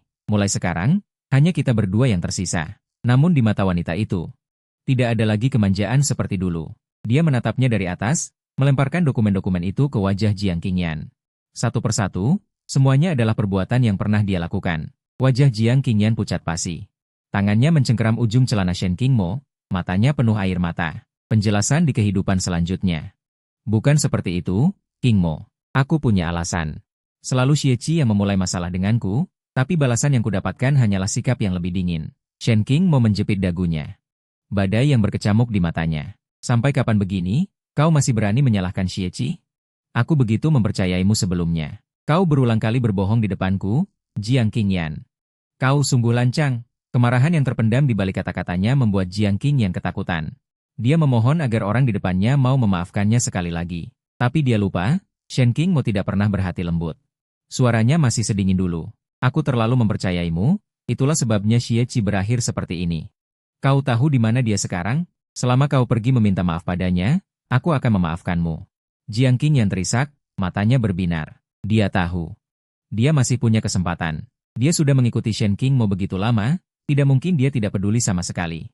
Dia paling tidak tega melihatnya menangis. Dia mengangguk cepat, matanya dipenuhi harapan. Aku akan segera pergi menemui Xie Qi. Aku pasti akan meminta maaf padanya dengan baik. Shen King Mo menatapnya. Sudut bibirnya melengkung membentuk senyum samar yang sulit ditebak. Suaranya terdengar seperti dari neraka. Tidak perlu. Dia ada di sini. Jiang Qingyan menatapnya bingung. Mengapa Xie Qi ada di sini? Wanita itu tidak menggubrisnya, menarik lengan Jiang Qingyan menuju lantai 2. Sejak masuk villa, Jiang Qingyan mencium bau busuk. Semakin naik ke atas, bau itu semakin kuat, membuatnya mengernyit kesal. King Mo, kau mau membawaku kemana? Kenapa baunya begitu menyengat? Bau apa ini? Shen King Mo memutar matanya. Membawamu menemui Xie Qi. Perkataannya membuat alis Jiang Qingyan semakin berkerut. Dia tidak bisa menahan diri untuk bertanya. Bukankah Xie Qi sudah mati? Tapi Shen King Mo tidak menjawabnya, dia membawanya ke lantai 2. Tanpa menyalakan lampu, ruangan itu gelap gulita. Bau busuk itu hampir membuatnya muntah. Namun Shen King Mo terus berjalan maju bersamanya. Dia terpaksa meraba-raba dalam kegelapan sampai kakinya menyentuh sesuatu. Baru saat itulah Shen King Mo berhenti. Lampu menyala, dan dia melihat Xie Qi di depannya. Detik berikutnya, dia hampir muntah. Shen King Mo, apa kau gila? Kenapa kau membawaku melihat mayat? Dia menutupi mulutnya. Dia berusaha sekuat tenaga agar tidak pingsan, membiarkan Shen King Mo mendekat, sangat dekat sampai dia bisa melihat serangga merayap di bawah kulit Xie Qi. Jiang Qingyan, apa kau lupa? Kau yang membunuhnya. Kau yang menyuruh orang masuk dan menusuk Xie Qi sampai mati. Hari itu, bertepatan dengan kepulanganmu ke negara ini. Pupil mata pria itu membesar. Ujung hidungnya hampir menyentuh benda menjijikan itu. Tapi setelah itu, Xie Qi kan masih hidup baik-baik saja? Ya, hari itu, Xie Qi memang masih hidup baik-baik saja. Dia punya kesempatan untuk terus hidup. Semua karena kau, Karena kekejamanmu membuatku berulang kali menolaknya. Mata Shen Qingmo menyala, dia melepaskan tangannya. Dia menepuk tangannya, Jiang Qingyan hampir terjatuh ke tubuh Xie Qi. Dia tidak bisa menahan lagi, merangkak ke samping dan muntah. Wanita itu memberitahunya kebenarannya. Ternyata setelah terbunuh, Xie Qi mendapat 5 hari. Selama dia bisa mengatakan, aku mencintainya, sekali saja, Xie Qi akan hidup kembali. Namun, seseorang terus menghalanginya. Saat mengucapkan kalimat ini, tatapan Shen Qingmo tertuju pada Jiang Qingyan. Membuatnya merasakan kemarahan seorang wanita. Jiang Qingyan bergidik tak terkendali, wajahnya pucat. Dia akhirnya mengerti Shen Qingmo. Mengapa dia begitu marah? Dia secara naluriah menjelaskan, aku juga tidak ingin melakukan ini. Tapi aku mencintaimu, Qingmo. Aku tidak ingin seperti ini tanpa nama dan status. Aku ingin bersamamu secara terbuka.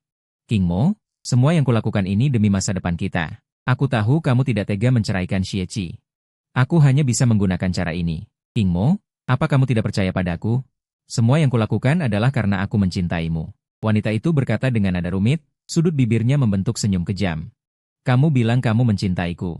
Jiang Qingyan mengangguk tak henti-hentinya. Secercah harapan menyala di matanya. Kamu mencintaiku. Di tahun aku kecelakaan mobil. Kamu langsung pergi ke luar negeri. Lalu setelah mendengar tentang kekayaanku, kamu kembali ke negara ini. Jiang Qingyan. Begitulah kamu mencintaiku. Dulu, Xie Qi yang merawatku sendirian. Kamu bilang kamu mencintaiku. Lalu kamu mengambilnya saat aku paling mencintaimu, paling membutuhkanmu. Pertanyaan wanita itu menghantam hati Jiang Qingyan. Harapan yang baru saja menyala padam lagi. Dia tidak menyangka bahkan kejadian di masa lalu pun Shen Qingmo mengetahuinya. Wajahnya pucat. Dia menggelengkan kepala tak henti-hentinya. Tidak, tidak. Aku tidak kembali demi uang. Qingmo, percayalah padaku. Wajah Shen Qingmo sedingin es. Hasil aku mempercayaimu adalah Xie Qi terbunuh. Selama 5 hari itu, aku punya kesempatan tak terhitung untuk menyelamatkannya. Itu semua karena kamu. Karena provokasi dan fitnahmu, aku tidak bisa membuatnya hidup. Setiap kali berbicara, kemarahan di mata Shen Qingmo semakin besar. Kekuatan tangannya semakin berat. Dia mencengkeram Jiang Qingyan erat-erat. Wajah pria itu memerah, bibirnya pucat, matanya mulai melirik ke atas. Dia bahkan tidak bisa mengucapkan sepatah kata pun bantahan. Ketakutan menyelimutinya. Ini pertama kalinya dia melihat Shen Qingmo seperti ini. Kegilaan seperti ini, tanpa mempedulikan apapun. Air mata mengalir dari sudut mata Jiang Qingyan. Dia berjuang dalam sesak napas. Mengucapkan kata-kata lemah, ya, maafkan aku. Qingmo, Qingmo. Setiap kata diucapkan dengan sekuat tenaga. Tapi Shen Qingmo tidak melepaskan tangannya. Dia menatap dingin pada perjuangan sekaratnya. Melihatnya perlahan kehilangan napas, sampai dia hampir mati. Shen Qingmo baru tiba-tiba melepaskan tangannya. Membuat Jiang Qingyan jatuh terjerembab ke tanah. Membiarkanmu mati begitu saja sungguh terlalu murah untukmu. Karena kamu sangat suka menyalahkan dirimu sendiri atas hal-hal yang tidak bersalah, maka rasakanlah semuanya. Jiang Qingyan terbaring di tanah terengah-engah. Dia baru saja mengira dia akan dicekik sampai mati. Tapi kemudian, dia menyadari bahwa lebih baik mati. Karena Shen Qingmo telah tanpa ampun menjatuhkan hukuman. Dimulai dari saat kamu mendorong Xie Qi menuruni tangga. Jangan, jangan. Pengawal menerobos masuk, menyeret pria yang tergeletak di tanah keluar, lalu melemparkannya dengan kasar dari tangga. Tangga 99 lantai, dia dilempar berulang kali ke bawah lalu ditarik ke atas. Setiap tulang di tubuhnya seolah hancur, darah membanjiri setiap anak tangga. Dia mencoba meminta tolong pada Shen Qingmo, tetapi pihak lain terus menatap adegan itu dengan dingin. Belum cukup, Jiang Qingyan, ini baru permulaan. Wanita itu membuka bibirnya, mengucapkan kata-kata yang sangat dingin, membuat Jiang Qingyan seolah jatuh ke neraka. Baru setelah pingsan, siksaan yang menyakitkan ini berakhir. Beberapa tulang rusuknya patah. Sedikit gerakan saja terasa seperti akan mati karena sakit. Shen Qingmo membawanya ke rumah sakit. Dia dirawat selama 2 minggu. Belum sepenuhnya sembuh sudah ditarik pergi. Kali ini adalah angin laut yang dingin dan menusuk. Jiang Qingyan menggigil tak terkendali. Dia teringat hal kedua yang dia jebak pada Xie Qi. Saat itu, Xie Qi berada di dalam air laut yang dingin ini. Terbaring sepanjang malam. Air mata membasahi wajahnya. Dia meraih kaki Shen Qingmo. Aku tahu aku salah, Qingmo, kumohon. Maafkan aku. Tapi wanita itu tidak melunak. Dia memerintahkan pengawal untuk mengikat Jiang Qingyan ke batu. Lalu tanpa ampun melemparkannya ke laut. Air laut yang dingin segera menenggelamkan pria itu. Dia tidak bisa berenang. Begitu jatuh, dia terseda air liur, sangat tidak nyaman. Tidak ada oksigen. Saat dia hampir tenggelam di laut, Shen Qingmo menariknya lagi. Jiang Qingyan terkesiap menghirup udara. Begitu menghirup sekali, dia kembali jatuh. Dalam prosesnya, Dia tidak tahu berapa kali dia pingsan. Setiap kali dia kehilangan kesadaran, pengawal akan menyadarkannya, agar dia bisa merasakan rasa sakit tenggelam dengan sadar. Sepanjang malam, Jiang Qingyan disiksa sampai hampir kehilangan nyawa. Saat fajar menyingsing, seluruh tubuhnya dingin, wajahnya pucat pasi, tangan dan kakinya dingin. Pakaiannya basah kuyup. Shen Qingmo menggantungnya. Banyak orang yang menonton pun ikut berkata, "Qingmo, jangan begini. Aku tahu salah. Aku akan bertobat di depan Xie. Qingmo, maukah kau memaafkanku?" Pria itu menangis terseduh-seduh, tetapi itu tidak sedikit pun melunakkan hati Shen Qingmo. Pandangannya tertuju padanya.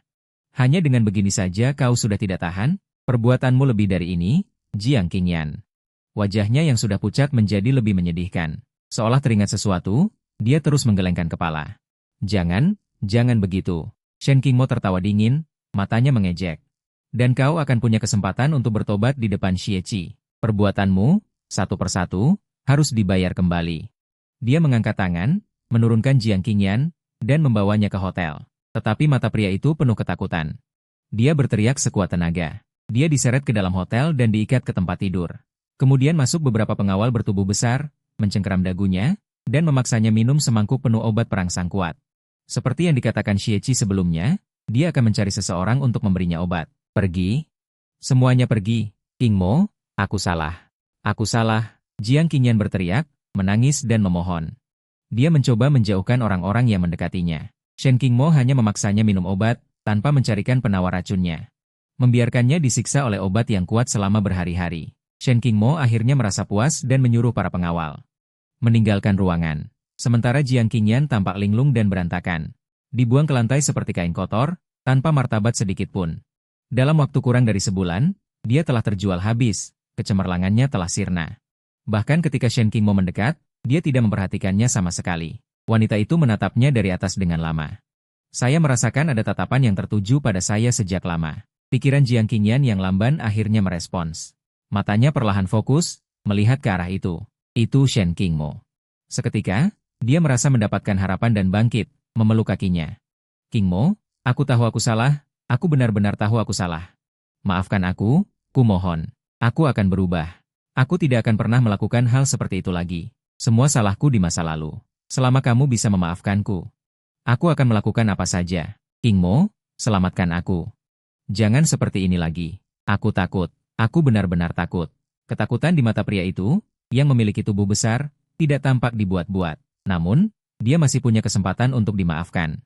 Xie tidak punya apa-apa lagi. Memikirkan ini, dia hampir tidak punya gejolak emosi. Menyaksikan penderitaan Jiang Qingyan, selama kamu menyelesaikan satu hal terakhir, dan kita berdua tidak akan saling mengganggu. Aku akan memaafkanmu. Dia memberikan godaan yang sulit ditolak oleh Jiang Qingyan. Untuk melarikan diri dari hukuman yang seperti neraka ini, dia bersedia melakukan apa saja. Dia mengangguk. "Aku bisa melakukan apa saja. Qingmo, selama kamu memaafkanku, aku bisa melakukan apa saja." Jiang Qingyan diseret ke depan Xie sambil dipaksa bersujud dan ditikam berulang kali dengan pisau. Dia ingin melarikan diri, tetapi Shen Qingmo menekannya dengan kuat, memaksanya untuk berlutut. Kemudian, pisau itu ditikamkan berulang kali. Darah merah dengan cepat memenuhi tanah. Dia dengan putus asa merenung. Tetapi tidak ada seorang pun yang menanggapi harapannya. Hanya pisau yang terus ditikamkan ke tubuhnya, berhenti setelah 33 kali. Jiang Qingyan berlumuran darah, ekspresinya akhirnya dipenuhi kebencian. Dia berteriak dengan marah. "Shen Qingmo, mengapa? Mengapa kamu melakukan ini padaku?" Shen Qingmo menatapnya dengan tenang, "Karena kamu menyebabkan kematian Xie. Ini pantas kamu dapatkan." Jiang Qingyan tertawa terbahak-bahak, menunjuk Shen Qingmo tanpa ragu. Menatapnya tajam, "Kamu bilang kamu tidak mencintai Xie. Jelas kamu mencintainya. Itulah mengapa kamu begitu marah, itulah mengapa kamu membalas dendam padaku. Tapi sudah terlambat. Apakah kamu pikir Xie mati karena aku? Dia mati sepenuhnya karena kamu tidak pernah mempercayainya. Jika kamu sedikit saja lebih peduli padanya, apa dia akan mati putus asa seperti itu? Shen Qingmo, kaulah penyebab utama dari semua ini. Kau mencintai Xie sampai gila. Kau sekarang hanyalah orang gila. Tapi duduk di sana, Xie tidak akan kembali lagi. Jalani saja hidupmu seperti ini." Suaranya semakin meninggi. Kemudian perlahan kehilangan kekuatannya, terbaring lemah di tanah. 2 garis air mata mengalir dari sudut matanya. Jiang Qingyan menutup matanya, detak jantungnya berhenti. Dan dari awal sampai akhir, Shen Qingmo hanya memandang dengan dingin. Dia tidak mau mengakui perasaannya pada Xie, tapi jauh di lubuk hatinya, Emosi yang rumit itu bergolak seperti gelombang. Shen Qingmo tidak mengurus jenazah Jiang Qingyan. Biarkan saja tergeletak di luar, dia kembali ke villa. Tempat itu sudah dibersihkan oleh pengasuh. Kembali seperti semula, tidak ada lagi bau aneh dan suara yang mengganggu. Tetapi begitu dia melangkah ke dalam villa, Shen Qingmo selalu merasa ada serangga terbang yang berputar-putar di sekelilingnya. Dia mengabaikannya dan berjalan ke lantai 2. Melonggarkan dasinya, dia duduk di sofa. Xie, kau seharusnya puas sekarang. Jiang Qingyan sudah mati. Aku bilang, aku akan menjagamu seumur hidup. Tidak peduli aku mencintaimu atau tidak, aku sudah melakukannya. Aku membuatnya membayar. Dia berhenti sejenak, melanjutkan berbicara ke villa yang kosong. Masalah nenek saat itu, aku sudah menyelidikinya. Selama ini, aku salah paham padamu. Maafkan aku. Xie, ini pertama kalinya dia meminta maaf pada Xie. Dulu mereka pernah bertengkar berkali-kali. Mereka hanya saling membenci. Sekarang, dia kehilangan orang yang bisa dia benci. Dan Jiang Qingyan juga sudah terselesaikan. Shen Qingmo tiba-tiba merasa kosong. Dia bersandar di sofa, mendongak melihat langit-langit. Serangga terbang yang tidak ada itu masih saja berputar-putar di depan matanya. Tatapannya kosong.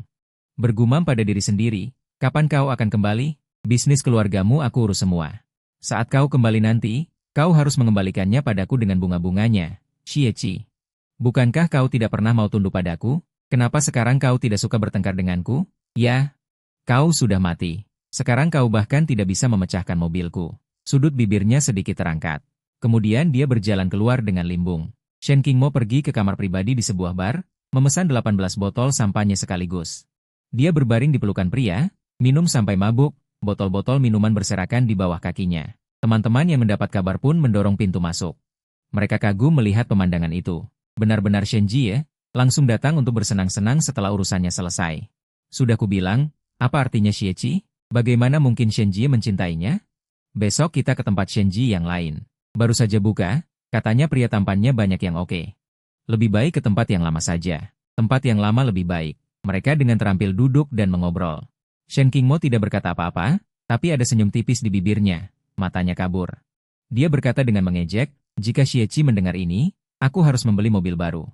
Beberapa orang tertawa. Sebelumnya, Shen Qingmo menghabiskan sehari dengan seorang model pria, dan Xie langsung merusak mobilnya. Itu selalu menjadi bahan tertawaan di lingkaran itu. Tidak ada yang menyangka pria itu begitu pemarah dan selalu berlawanan dengan Shen Qingmo. Mereka benar-benar musuh bebuyutan. Mereka mengobrol sebentar lagi, dan Shen Qingmo tidak menanggapi. Dia hanya terus minum dengan muram. Tiba-tiba, ponselnya berdering.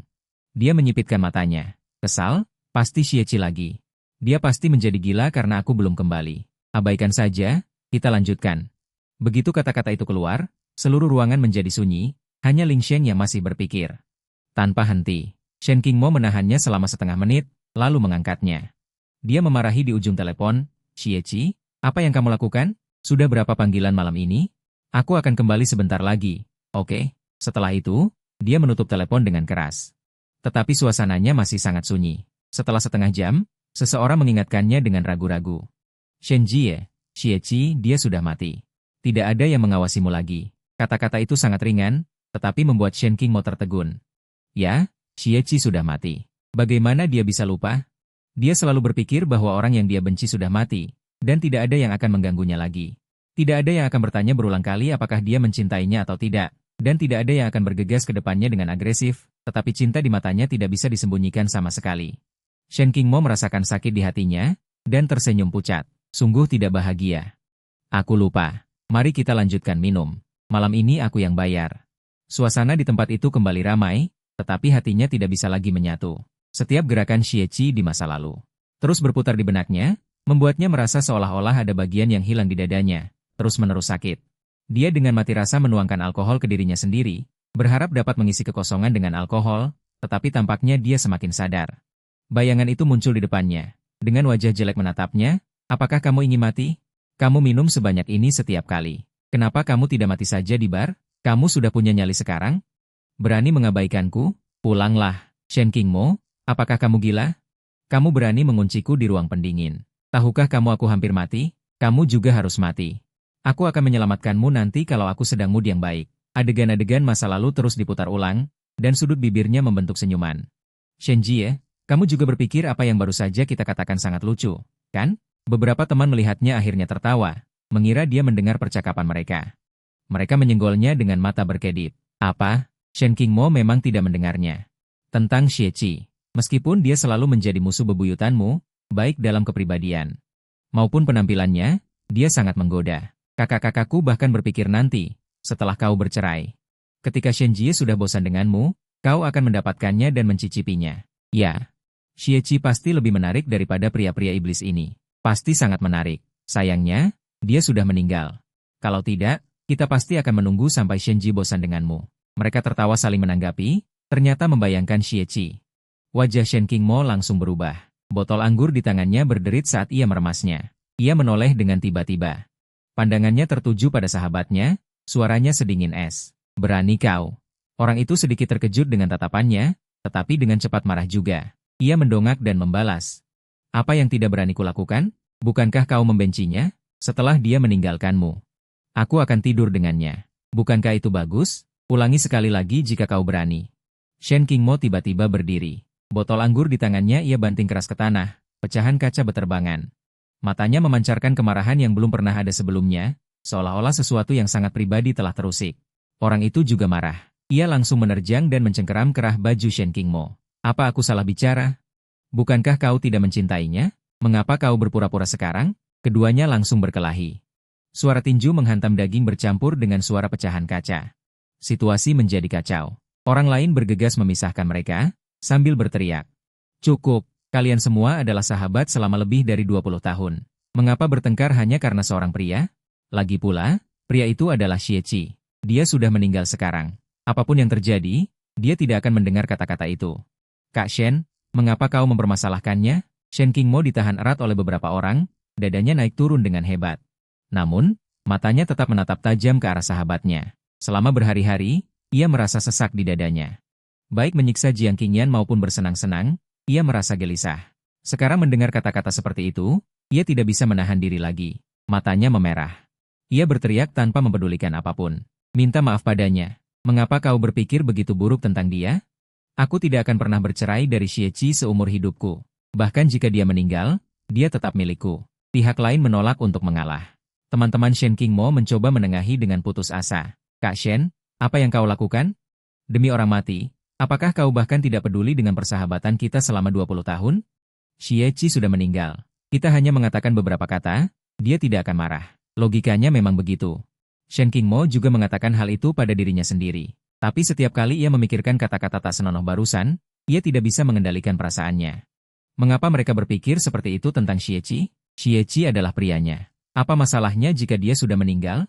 Bahkan jika dia meninggal, dia tetap milikku. Ia terengah-engah. Orang lain yang ditahan juga tidak mau kalah. Tertawa sinis, kalian belum sadar juga, Shen kita sudah lama jatuh cinta pada Xie. Semua orang saling memandang. Ucapan ini lebih mengejutkan daripada persahabatan wanita yang bertengkar karena pria. Terutama orang itu adalah Shen Qingmo, musuh bebuyutannya selama ini. Seseorang berbisik dengan ragu. Tidak mungkin, kan? Bagaimana Shen Jie bisa jatuh cinta pada Xie? Suaranya tajam. Lihatlah keadaannya sekarang. Jika bukan karena jatuh cinta padanya, bagaimana dia bisa begitu emosional? Tidak hanya membunuh Jiang Qingyan, tapi juga tidak bisa mendengar beberapa kata. Semua orang terdiam. Setelah kematian Xie, semua orang mengira Shen Qingmo akan terus bermesraan dengan Jiang Qingyan.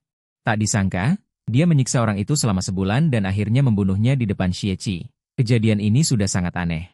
Sekarang ditambah tuduhan yang lugas, keraguan dan keraguan mulai muncul di hati mereka. Shen Jie, apakah kamu benar-benar jatuh cinta pada Xie? Seseorang bertanya dengan ragu, mereka kembali menatap Shen Qingmo.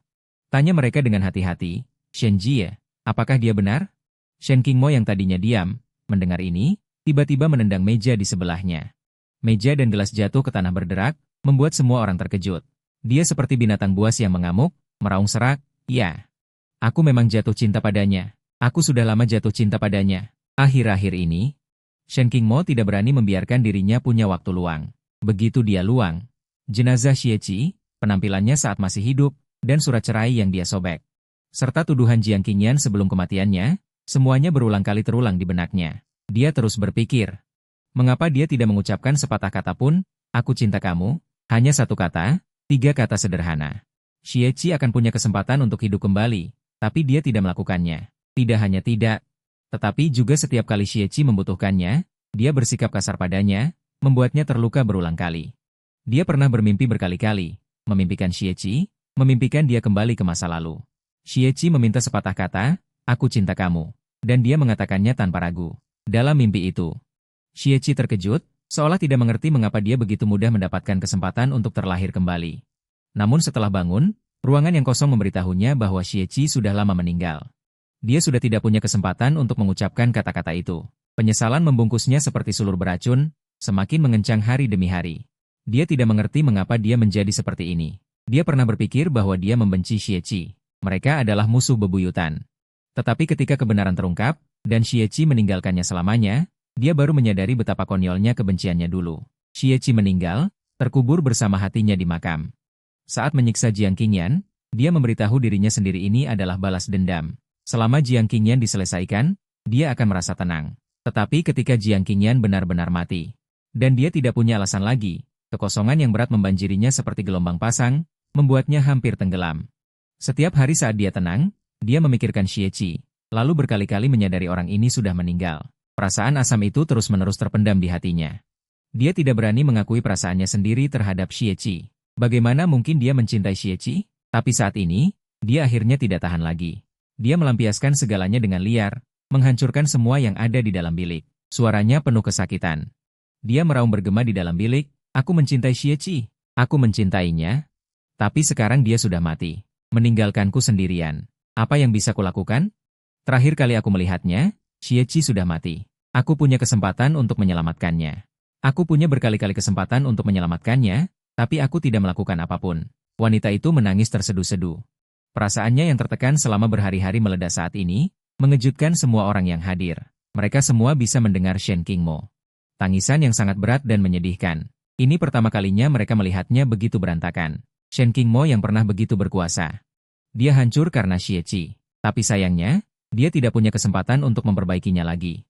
Di dalam bilik, hanya tersisa tangisan dan erangan Shen Qingmo. Dia seperti binatang buas yang putus asa. Dia melampiaskan perasaannya yang tidak bisa lagi dia sampaikan.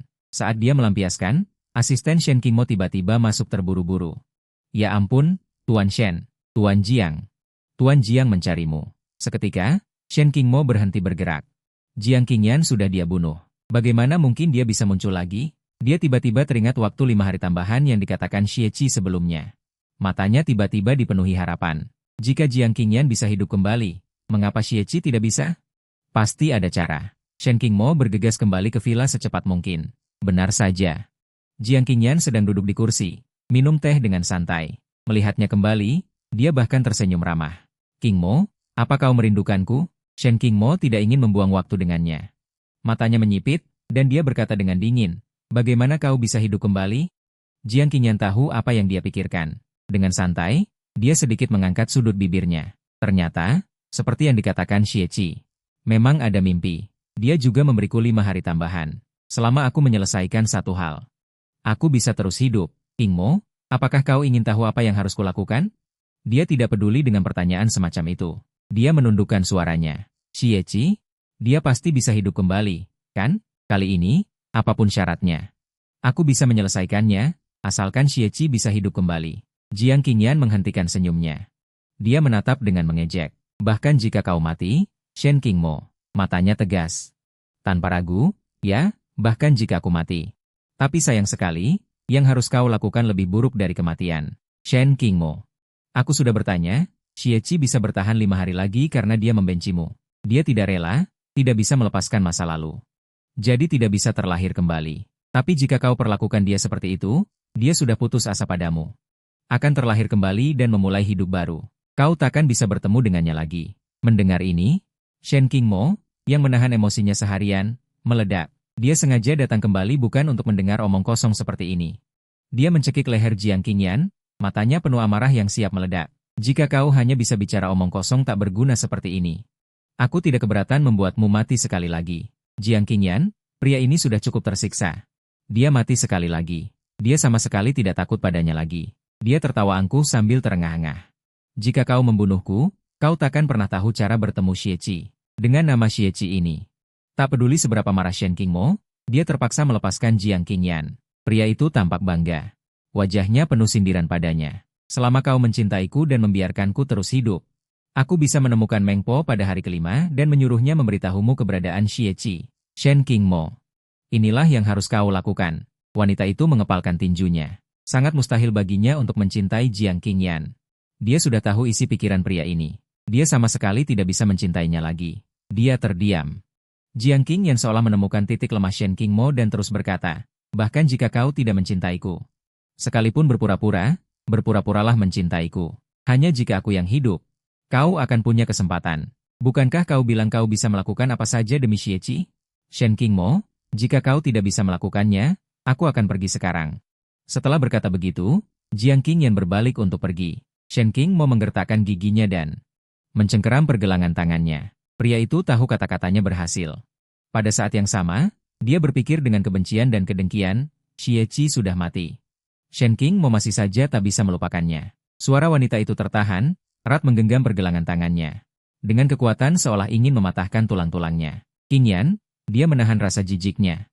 Mengucapkan panggilan yang sudah lama ia tahan itu, lalu hatinya terasa sesak dan sakit. Tapi demi Xie Qi, agar bisa bertemu dengannya, Shen Qingmo menahan ketidaknyamanannya. Jiang Qingyan menoleh dengan gembira. Merangkul bahu wanita itu, Qing Li menyandarkan kepalanya dengan mesra. Qingmo, senang sekali akhirnya kita bersama. Kalimat ini, entah disengaja atau tidak, ingat Shen Qingmo hampir membuat telapak tangannya berdarah. Dia menatap lawannya dengan penuh kebencian, aku hanya mencintai Xie Qi. 5 hari ini hanya untuknya. Masalah ini perlu dirahasiakan, jadi selain mereka berdua, tidak ada yang tahu kesepakatan antara Shen Qingmo dan Jiang Qingyan. Hubungan mereka berdua seolah kembali ke masa ketika Xie Qi masih hidup, di luar mereka berdua dengan leluasa melakukan berbagai tindakan mesra. Mereka pergi melihat aurora, memotret setiap momen berganti. Jiang Qingyan memberi keterangan, orang di sampingku adalah kau selamanya. Shen Qingmo membagikannya dengan gaya yang tinggi. Makna di baliknya membuat semua orang menebak-nebak. Seketika jadi viral di internet. Tapi dibanding orang-orang yang iri dengan hubungan mereka, kali ini lebih banyak ketidakpahaman. Jika ingatan saya benar, suami Shen Qingmo baru saja meninggal, kan? Begitu cepat dia kembali bersama Jiang Qingyan. Kalian tidak mengerti, Shen Qingmo dan Xie Qi selalu dinikahkan karena perjodohan keluarga. Tidak ada perasaan sama sekali sejak awal. Lagi pula mereka berdua adalah musuh bebuyutan. Sekarang Xie Qi sudah meninggal. Shen Qingmo akhirnya bisa mengejar cinta sejatinya. Tapi Xie Qi bagaimanapun juga adalah suaminya. Baru saja meninggal, dia sudah mencari kekasih baru. Ini jelas tidak etis. Bukan hanya perdebutan di internet, bahkan teman-teman dekat Shen Qingmo juga bingung dengan perilakunya. Padahal beberapa hari lalu dia masih menunjukkan rasa sayangnya pada Xie Qi, seolah tidak bisa hidup tanpa dia. Begitu Jiang Qingyan muncul, dia langsung melupakan Xie Qi. Bahkan belum genap 3 hari. Mereka jadi curiga, apakah Shen Qingmo benar-benar mencintai Xie Qi? Teman-temannya mengajak Shen Qingmo keluar. Tanpa diduga, Jiang Qingyan juga ikut datang. Shen Jie, kami ini, apakah tidak pantas kamu membawa Jiang Qingyan kemari? Seseorang bertanya dengan nada tidak senang. Jiang Qingyan tersenyum lebar. Sambil memeluk bahu Shen Qingmo, dia menjawab, apa yang tidak boleh kudengar? Dulu aku juga sering bersama Qingmo. Jangan anggap aku orang luar. Shen Qingmo mengangguk setuju. Benar. Qingyan adalah kekasihku. Tidak perlu ada yang ditutupi. Melihat mereka berkata begitu, mereka pun tidak bisa lagi menghalangi. Salah satu dari mereka memberanikan diri bertanya, Shen Jie, kami hanya ingin tahu, siapa yang sebenarnya kamu cintai sekarang? Beberapa hari lalu kamu bilang cinta Xie Qi, menyesal sekali tanpanya. Kami semua melihatnya. Tapi baru 2 hari berlalu, kamu sudah bersama Jiang Qingyan lagi. Siapa sebenarnya yang kamu cintai? Kalau kamu masih mencintai Xie Qi, kami tidak masalah. Tapi kalau Jiang Qingyan, orang yang bertanya mengerutkan kening. Semua orang di dalam ruangan mengerti. Jika memang benar begitu, tindakan Shen Qingmo sungguh sulit diterima. Semua mata tertuju pada Shen Qingmo. Jiang Qingyan juga tersenyum sambil menggenggam erat tangannya. Hati Shen Qingmo dipenuhi kepahitan. Dia sama sekali tidak mencintai Jiang Qingyan. Setiap detik bersamanya membuatnya merasa jijik dan muak. Tapi demi bisa bertemu Xie Qi, 5 hari ini dia harus bertahan. Dia menenangkan diri. Menghadapi tatapan penuh harap dari teman-temannya, dia perlahan berkata, beberapa hari lalu itu hanya rasa bersalahku pada Xie Qi. Sekarang aku sudah memikirkannya. Orang yang kucintai selalu Qingyan. Ini tidak akan berubah. Jika ada yang memandangku rendah karenanya, aku tidak peduli. Kalau mau pergi, aku tidak akan menghalangi. Aku cukup dengan Qingyan saja. Semua orang terkejut mendengar ini. Tak disangka Shen Qingmo akan berkata seperti itu. Awalnya 1-2 orang pergi dengan kecewa, lalu yang lain juga ikut keluar dari ruangan. Bahkan sahabatnya yang tumbuh bersamanya sejak kecil, terakhir menepuk bahunya. Menghela napas, Shen Jie, aku benar-benar prihatin untuk Xie. Tapi seharusnya bukan aku yang mengatakan ini. Kita sudah saling kenal bertahun-tahun. Aku hanya berharap kau tidak akan menyesalinya di kemudian hari. Setelah mengatakan itu, dia berbalik dan pergi. Hanya menyisakan Shen Qingmo dan Jiang Qingyan di ruangan itu. Wajah Shen Qingmo pucat. Dia tidak menyangka sahabatnya akan meninggalkannya karena ini. Tapi dia meyakinkan dirinya sendiri. Selama dia bisa melewati 5 hari ini, saat bertemu Xie, semuanya akan terbayar. Dia menghibur hatinya yang sakit, menggenggam tangan Jiang Qingyan erat-erat. Jiang Qingyan cemberut jijik. Kemudian dia mengeluh kepadanya, mereka benar-benar buta. Aku tidak bisa dibandingkan dengan Xie sedikit pun. Qingmu, kau paling mencintaiku, kan? Shen Qingmu memandang orang di sampingnya, merasa dingin dan asing. Dia berkata dengan kering. Ya, kau 100 kali lebih baik dari Xie. Aku mencintaimu. Qingyan, setelah itu, Shen Qingmu dan Jiang Qingyan pergi ke banyak tempat. Shen Qingmu membeli banyak perhiasan berharga untuk diberikan kepada Jiang Qingyan. Setiap hari, platform media sosial dipenuhi dengan kabar kemesraan mereka. Awalnya, masih banyak suara keraguan dan penolakan di internet. Tapi setelah beberapa hari, opini publik berbalik. Banyak orang mulai memuji mereka sebagai pasangan yang serasi. Bahkan ada yang mengatakan bahwa Xie telah meninggal, yang berarti dia memberi jalan bagi Jiang Qingyan. Melihat komentar-komentar ini, Shen Qingmo merasa sangat tidak nyaman. Dia sangat ingin membela Xie. Namun, karena kesepakatannya dengan Jiang Qingyan, dia hanya bisa menelan kata-katanya dan terus muncul di berbagai acara publik bersama Jiang Qingyan. Malam hari, Jiang Qingyan hanya mengenakan jubah tidur, masuk ke kamar Shen Qingmo. Dia sengaja menggesekkan kakinya ke Shen Qingmo dan berbisik memprovokasi. Tinggal 5 hari lagi. Boleh aku menyentuhmu sebentar, Qingmo? Kenapa kau begitu berdarah dingin? Shen Qingmo menatapnya dengan dingin dan mendorongnya menjauh. Aku sedang tidak mood hari ini. Nanti saja. Jiang Qingyan terus merayu, tanpa peduli, mendekatinya. Hanya 5 hari ini. Jangan begitu kejam. Wajah Shen Qingmo semakin muram. Dia mendorongnya dengan keras. Jiang Qingyan kehilangan keseimbangan dan jatuh ke lantai. 5 hari ini palsu. Jiang Qingyan, jangan berlebihan. Aku hanya mencintai Xie. Aku tidak mungkin membiarkanmu menyentuhku. Jiang Qingyan tertawa dingin. Kau bilang begitu, tapi kau tidak seperti ini sebelumnya. Jika pada akhirnya urusannya tidak selesai, kau tidak akan bisa melihat Xie lagi. Hati Shen Qingmo terasa perih. Dia sangat ingin bertemu Xie. Sekalipun hanya bertemu sekali, sekalipun Xie tidak mau memaafkannya, selama dia bisa melihatnya. Dia bersedia membayar berapapun harganya. Dengan terhina, dia menarik Jiang Qingyan yang terjatuh dan menekannya ke tubuhnya. Jiang Qingyan tertawa senang, melingkarkan lengannya di lehernya.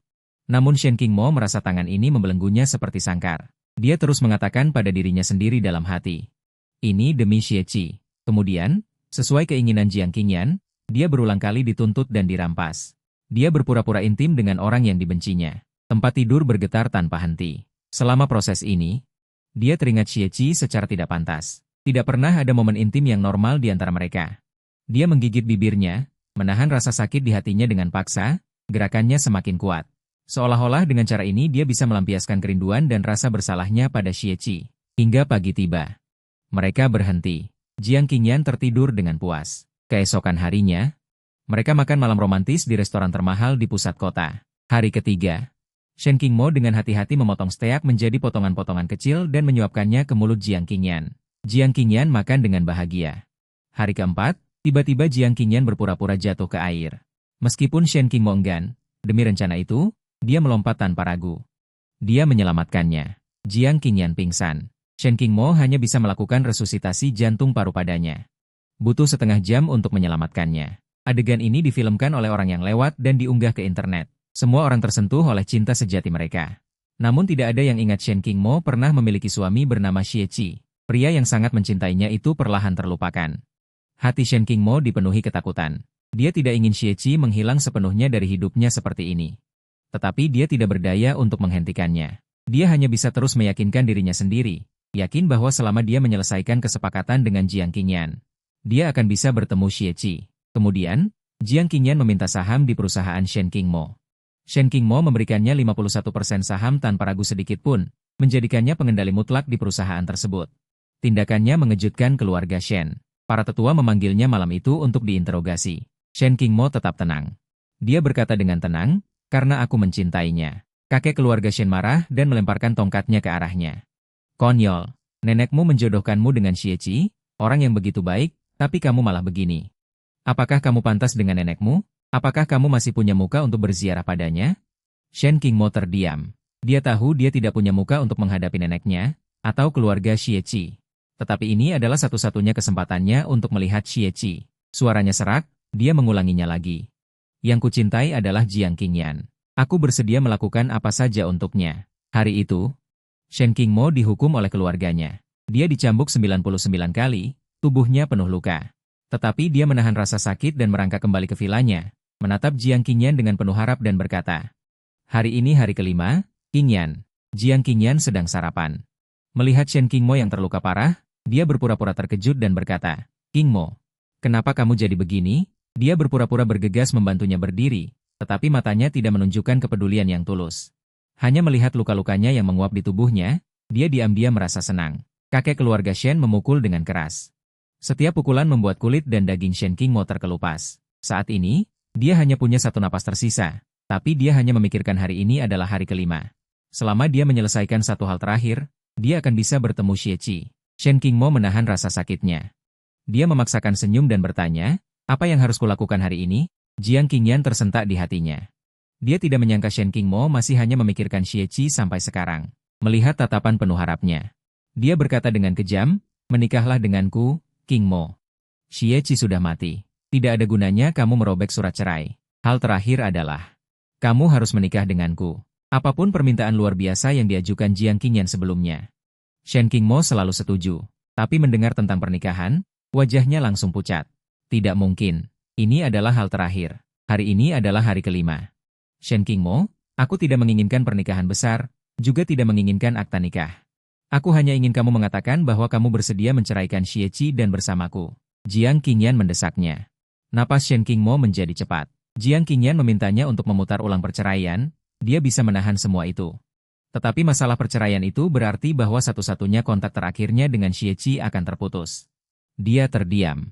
Melihat ini, Jiang Qingyan mencibir dan berkata, "Jika kamu tidak setuju, kamu tidak akan pernah melihat Xie lagi, Qingmo. Pilihlah sendiri." Jiang Qingyan berkata dengan mulutnya, sementara tangannya pura-pura mengobati luka Shen Qingmo. Shen Qingmo masih tidak berbicara. Waktu berlalu 1 menit demi 1 menit, tepat saat hari kelima akan berakhir. Shen Qingmo berjalan perlahan ke sisi Jiang Qingyan. "Aku setuju dengan permintaanmu." Suaranya tenang. Tapi Jiang Qingyan bisa melihat rasa sakit dan perjuangan di dalam hatinya. Jiang Qingyan tersenyum puas. Dia mencium wajah Shen Qingmo. Lalu berlari ke kamar untuk mengganti gaun pengantin yang disiapkan dengan hati-hati. Gaun pengantin itu sangat indah. Tapi di mata Shen Qingmo, itu sangat menyilaukan. Napas Shen Qingmo menjadi cepat. Dia mencoba untuk tidak berpikir terlalu banyak. Dia berkata pada dirinya sendiri bahwa selama dia menyelesaikan hal ini, dia akan bisa melihat Xie. Dia berbicara dengan susah payah. Setiap kata terasa seperti 1000 kati. "Aku bersedia menceraikan Xie. Orang yang akan kunikahi adalah Jiang Qingyan." Setelah mengatakan ini, Shen Qingmo seolah-olah telah menghabiskan seluruh kekuatannya. Dia merasa sangat lelah. Saat ini, dia kehilangan sahabatnya dan kepercayaan keluarganya. Semuanya seolah menjauh darinya. Jiang Qingyan memeluknya dengan bahagia, tersenyum palsu dan meneteskan air mata. "Akhirnya aku berhasil menikahimu, Qingmo. Tahukah kamu sudah berapa lama aku menunggu hari ini? 5 hari terakhir kita sangat bahagia. Mulai sekarang kita akan selalu bersama seperti ini, oke? Qingmo, aku mencintaimu. Apakah kamu mencintaiku?" Shen Qingmo secara naluriah ingin memeluk orang di pelukannya untuk membalas, tetapi kata-kata itu sampai di bibirnya. Dia tiba-tiba sadar, dengan kasar mendorong Jiang Qingyan menjauh, wajahnya penuh ketakutan dan kemarahan. "Aku tidak mencintaimu, aku mencintai Xie, Jiang Qingyan. Aku sudah memenuhi semua permintaanmu, bagaimana dengan Xie?" Jiang Qingyan terlempar ke tanah. Tubuhnya merasakan sakit yang hebat, hatinya penuh keengganan, dia hampir berhasil. Mengapa Shen Qingmo masih tidak bisa melupakan Xie? Dia berteriak tak terkendali, "Katakan kau mencintaiku. Qingmo, kau mencintaiku, bukankah kau lupa? Sebelum kau menikah dengan Xie, kita sudah saling mencintai. Sekarang kita hanya kembali ke jalur yang benar." Melihat Jiang Qingyan yang semakin gila, hati Shen Qingmo perlahan menjadi tenang. Dia menjawab dengan tegas, "Sekarang aku hanya mencintai Xie. Aku salah sebelumnya, dan aku berhutang budi padamu. Tapi itu bukan cinta. Jiang Qingyan, jangan berurusan denganku lagi mulai sekarang. Aku hanya ingin bertemu Xie sekali lagi. Aku sudah memberitahumu, kelima hari ini adalah untuknya. Aku tidak mencintaimu." Jiang Qingyan tahu dia telah kehilangan kesempatannya sepenuhnya, dia telah merencanakan ini begitu lama. Masih gagal. Dia menipu Shen Qingmo, Xie Qi sudah bereinkarnasi. Tidak mungkin dia muncul lagi. Tapi dia tidak mau menerimanya. Dia ingin Shen Qingmo juga merasakan keputusasaan. Dia tertawa gila. Shen Qingmo, jangan bermimpi, Xie Qi tidak akan pernah kembali. Semua itu adalah kebohongan dariku. Kau pikir kau masih punya kesempatan untuk menebusnya? Tidak mungkin. Kau menyakitinya dengan tanganmu sendiri. Kau tidak menyelamatkannya. Kau tidak akan pernah bisa melihatnya lagi seumur hidupmu. Sekarang kau bahkan bercerai darinya. Kau meninggalkan segalanya untuknya. Tapi Xie Qi tidak akan pernah kembali padamu. Mendengar kata-kata ini, Shen Qingmo marah. Dia tidak percaya bahwa 5 hari usahanya ternyata hanya sebuah penipuan. Kau mencari mati. Dia meraung. Ingin mencekik Jiang Qingyan. Jiang Qingyan sudah siap, mengeluarkan pisau. Menikam Shen Qingmo dengan keras. Penyiksaan selama berhari-hari, keputusasaan selama 5 hari ini. Dan kehancuran saat ini membuat Jiang Qingyan benar-benar gila. Dia menusuk dengan pisau mati-matian. Berteriak, Shen Qingmo, mari kita mati bersama. Shen Qingmo sudah terluka parah, dia tidak berdaya untuk melawan saat ini, dan hanya bisa jatuh ke dalam genangan darah dengan sedih. Di saat-saat terakhir hidupnya, dia seolah-olah melihat Xie Qi lagi, dan teringat suaranya. Aku hanya butuh satu kata darimu. Katakan kau mencintaiku, itu sudah cukup. Dia ingin mengulurkan tangan untuk membalas Xie Qi. Ingin memberitahunya bahwa dia benar-benar mencintainya. Tetapi darah naik ke tenggorokannya, membuatnya tidak bisa mengatakan sepatah kata pun. Baru pada saat inilah dia sepenuhnya mengerti, mereka telah lama melewatkan satu sama lain.